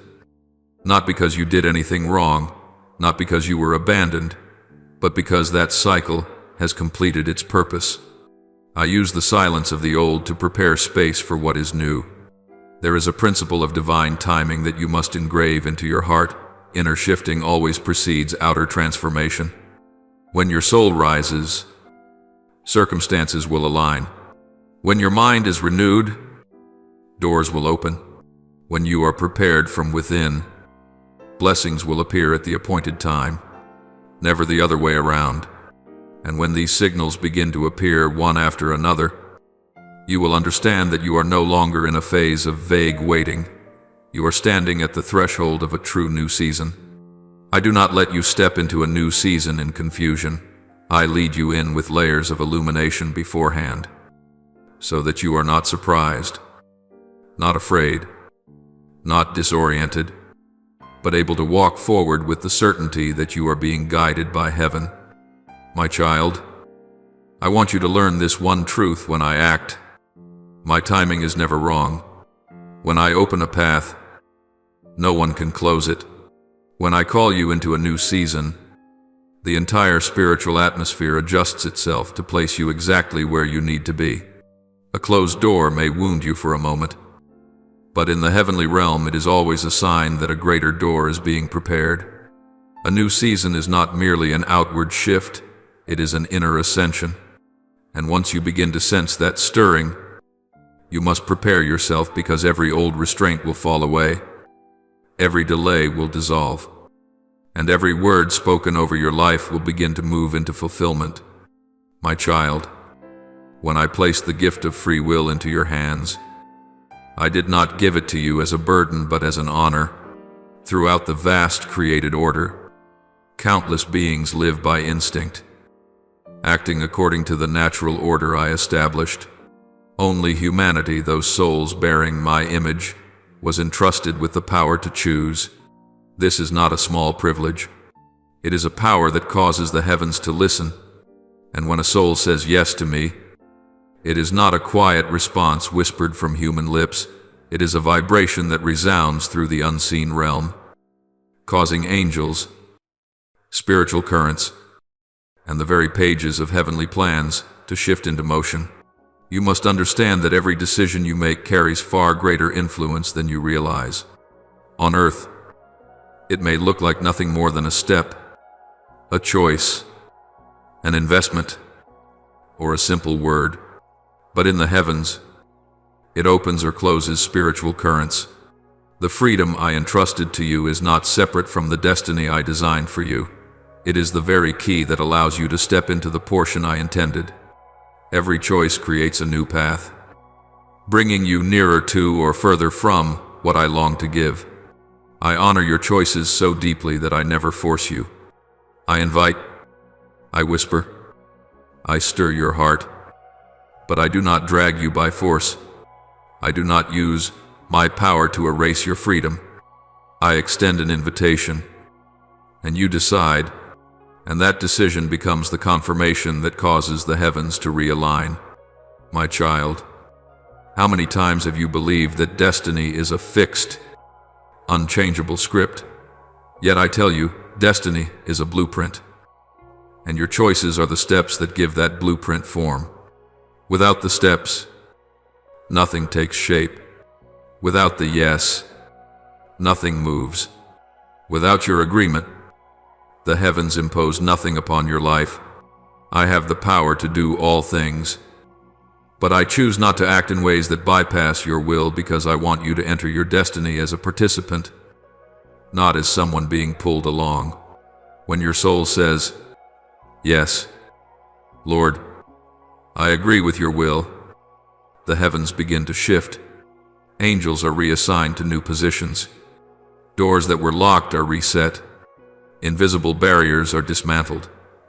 The arrangements concerning your future begin to fall into alignment, not because of your strength, but because that yes opens a new flow, and that flow always carries the power to accomplish what I have ordained. My child, there is a mystery few ever perceive when you choose what is right. Heaven moves closer to you. Every choice is a signal, one that reaches me, one that reaches the angels, and one that reaches the darkness. When you choose light, darkness loses its claim. When you choose truth, deception loses its ground. When you choose forgiveness, the chains around your soul shatter. When you choose to walk with me, you change the spiritual atmosphere around you in ways you cannot see. You once believed that only great decisions shape destiny. But I tell you, even the quietest decisions are creating a hidden current that pushes you toward the future I wrote for you. A small act of love can unlock a great door. A sincere prayer can make the highest heaven tremble. A private act of obedience can release a chain of miracles whose origin no one will understand. For heaven does not wait for you to do something grand. Heaven waits for you to agree with me. My child, I do not merely respect your freedom, I work through it. I will not place you in places you refuse to go. I will not make you love what you do not want to love. I will not usher you into a new season while your heart clings tightly to the old one.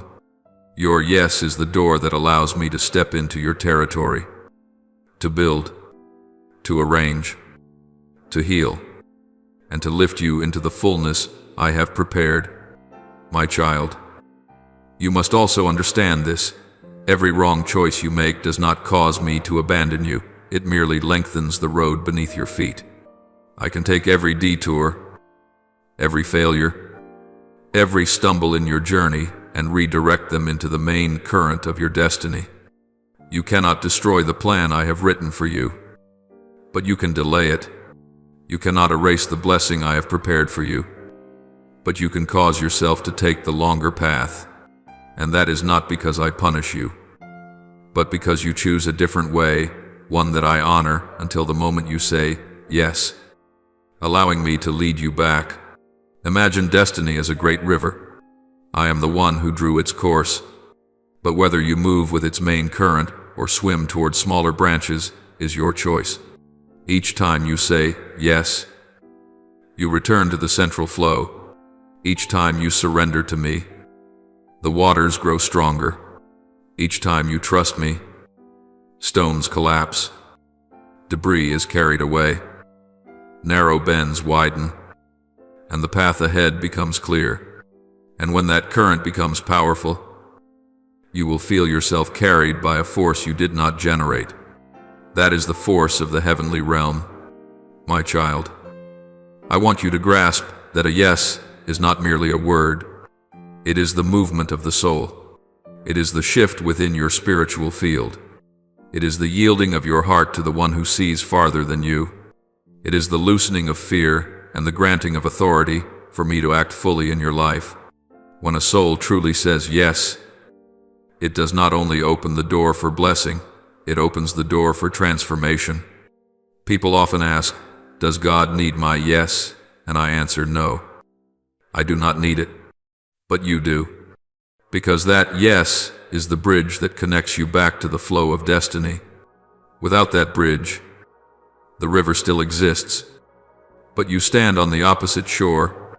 When you choose to step across, the heavens take that step and amplify it many times over. My child, in order for you to understand how heaven moves when I speak, you must first understand that the universe was not created merely by matter, it was created by the Word. When I utter a command, it is not only sound that goes forth, spiritual authority is embedded into every syllable. Every realm, every angel, every spiritual current responds to my word just as the sea responds to the wind. My word does not merely carry intent, it carries decree. No power in the visible or invisible realms can remain unmoved when my voice goes forth. When I speak, everything begins to shift instantly, even if human eyes cannot yet perceive it. At times you think I am silent, when in truth heaven has been active from the moment my command was released. You do not see it because you have not yet stepped into the frequency where those movements manifest. You believe I am slow, but you do not see the millions of alignments being restructured to lead you into the new path. In the spiritual realm, time does not function the way you understand it. There, commands are executed immediately.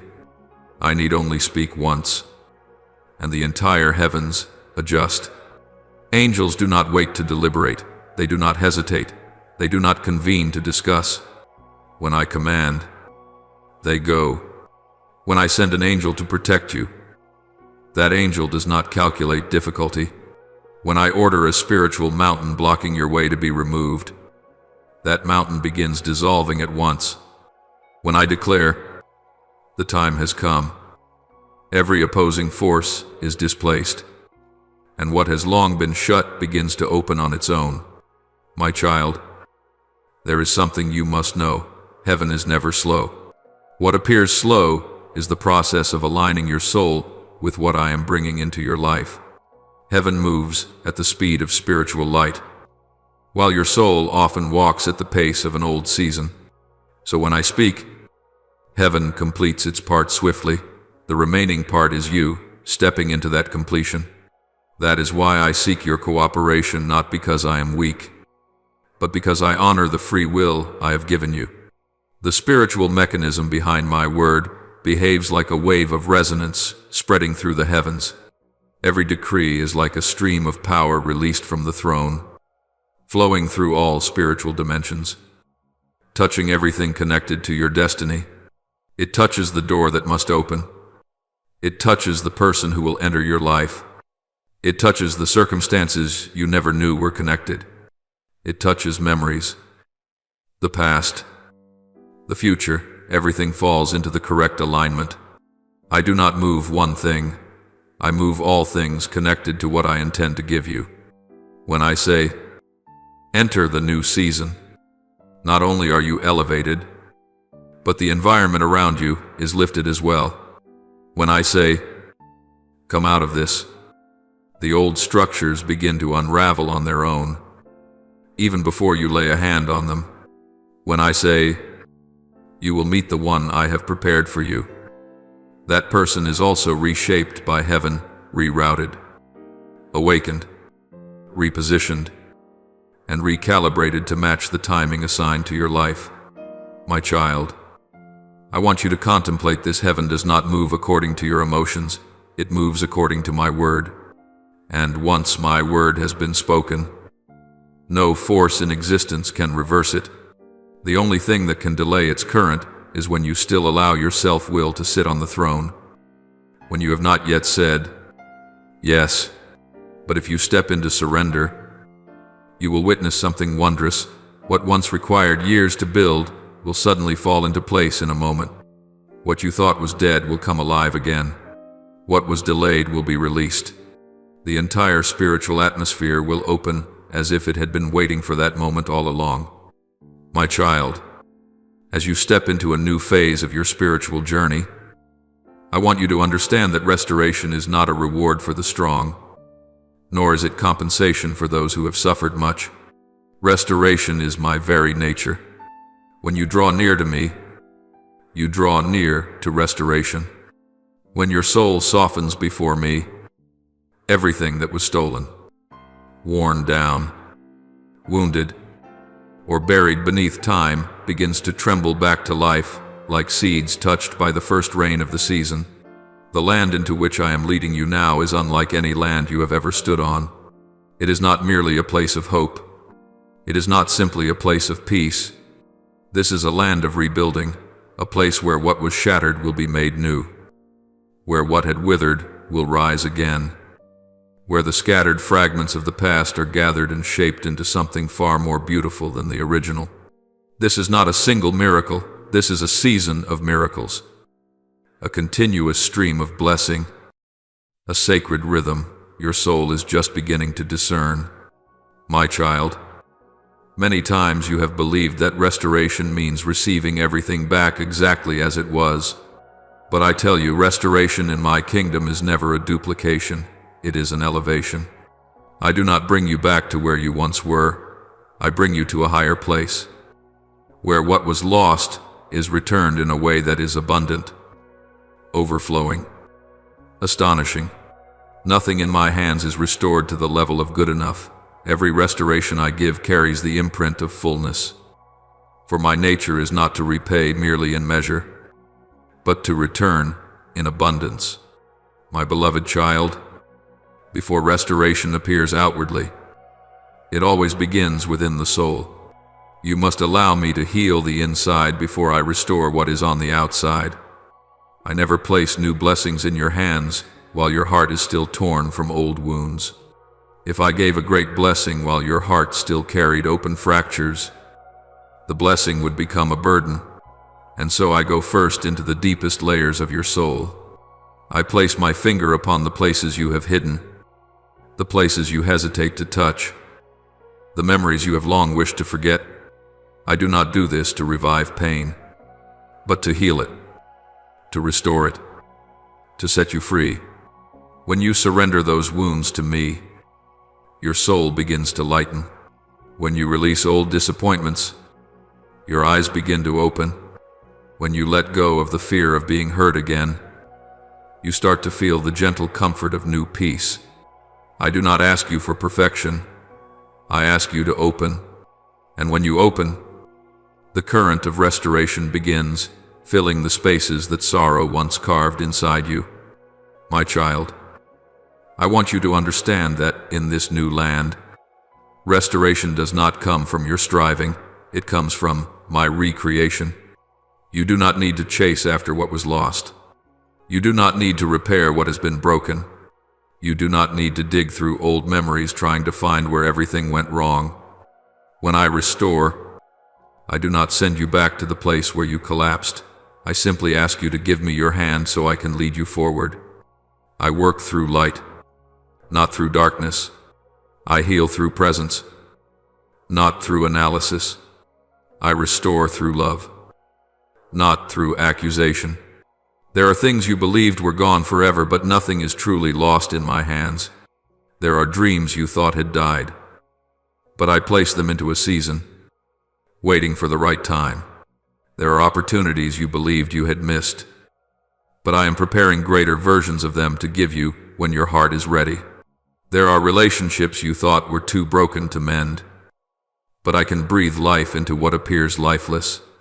I am not confined by the past. I am not held hostage by wounds. I am the one who makes all things new. My child, the land of restoration is also a land of separation.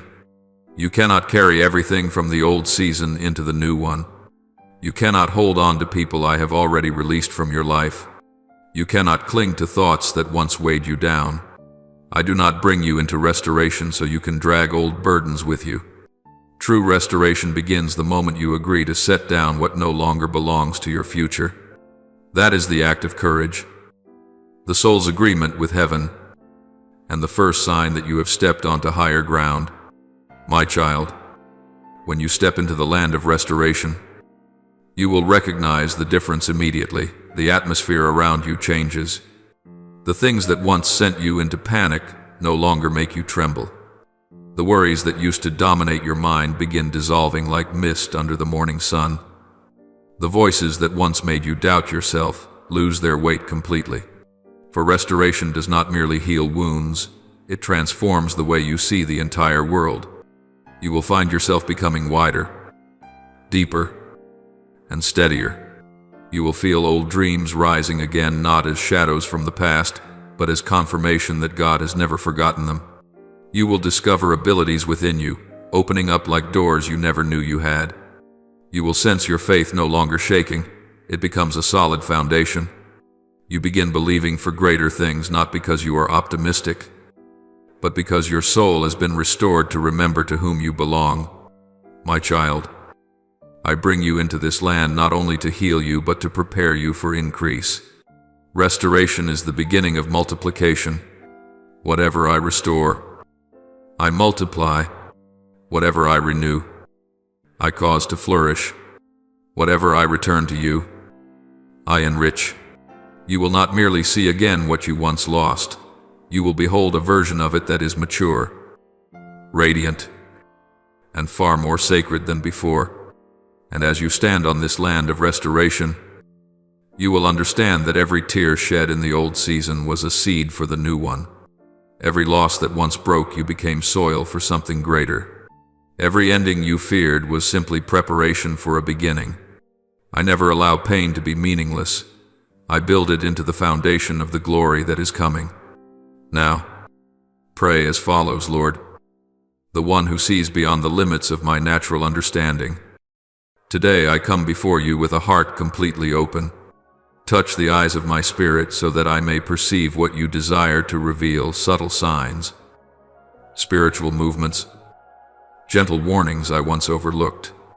Let me see what you see, hear what you speak, and sense what you are doing in the heavenly realm.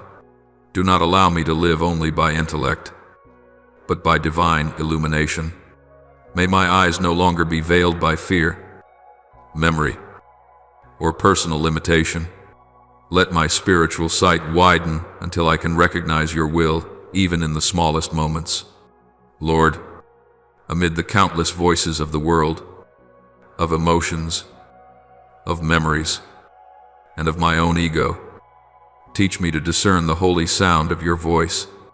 Quiet every chaotic noise. Silence every whisper of fear and doubt, until only the gentle, yet powerful resonance of your presence remains within me. Teach me to listen not merely with my ears, but with my soul.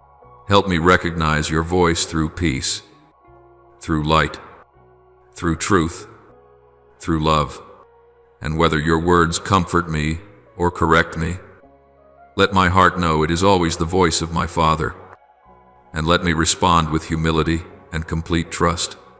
Lord, my deliverer, touch every place in my soul that has been bound by cruel words, false beliefs, condemned emotions, or invisible curses. Break every chain that has weighed me down, whether it came from others or from wounds I carried for too long. Cut away the attachments I did not know I was holding. Restore to me the full freedom you designed for my life. Let your light enter every dark corner, dissolve every shadow, and mend every fragment within me. I place my soul into your hands, and I ask you to do what only you can do. Lord, I lift to you every wound that has come from the words, actions, and unintentional harm of others. Please remove from me every negative residue left behind by unhealthy connections. Draw out from my soul the arrows of judgment, coldness, rejection, envy, and every invisible weight that has pressed upon my heart. Free me from the tangled places in my emotions that I cannot untie on my own. Restore to me perfect peace and help me move forward without carrying the echoes of what once hurt me. Father, I offer you my will and my yes. Align my heart so that I choose what you choose, love what you love, and let go of what you ask me to release. Shape my thoughts so they are no longer led by fear, lack, or wounded pride. May your will rise above my own. Let this surrender become the doorway through which heaven moves in my life, reopening what has been shut, and guiding me into the exact timing of my destiny. Lord, God of every season, lead me out of impatience and into your divine timing. Help me see that not a single moment of my life is random. Open my heart to recognize the subtle signs that precede elevation. Give me wisdom to know when an old season has ended and when a new one begins. Lead me into spiritual precision so that every step I take is aligned with the right realm, the right position, and the right moment that heaven has already arranged. Father, I invite you into the collapsed places within my soul, into the wounds I have carried, the dreams I once laid down, and the disappointments I have hidden. Rebuild, restore, and renew everything inside me. Restore what was stolen, return what I thought was lost forever, and strengthen my soul beyond what it once was. Make me into a version of myself I never dared believe I could become. Lord, as I enter the new territory, grant me an awakened heart, a sensitive spirit, and ears that discern your voice. Keep me from relationships that weaken my soul. Keep me from voices that do not come from you. Keep me from things that look good but are not from heaven. Help me recognize the ones you send and stay away from those you have not appointed. Let me not wander because of outward allure, but step securely into what you are guiding me toward. Father, with simple yet wholehearted faith, I open the way for miracles in my life. Break every delay. Activate the divine flow that has been waiting for me to step into alignment. Let every good thing you have ordained for me, once hindered by fear or hesitation, now be released. Let blessings not only touch my life but overflow to those around me. Make me a channel through which your power and your life can flow freely. Lord, I do not seek partial restoration. I seek the complete restoration that only you can give. Restore my strength, my joy, my peace, my calling, and the dreams that were stolen. Let the things that once broke me become the rock upon which I stand firm. Turn every loss into a testimony.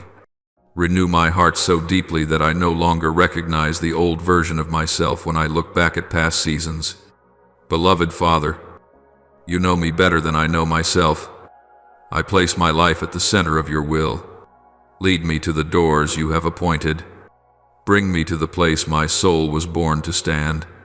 Let me walk in light, in authority, in wisdom, in compassion, and in holiness. Keep me from straying from the portion you have written for me, and guide me into the divine plan crafted down to its finest detail.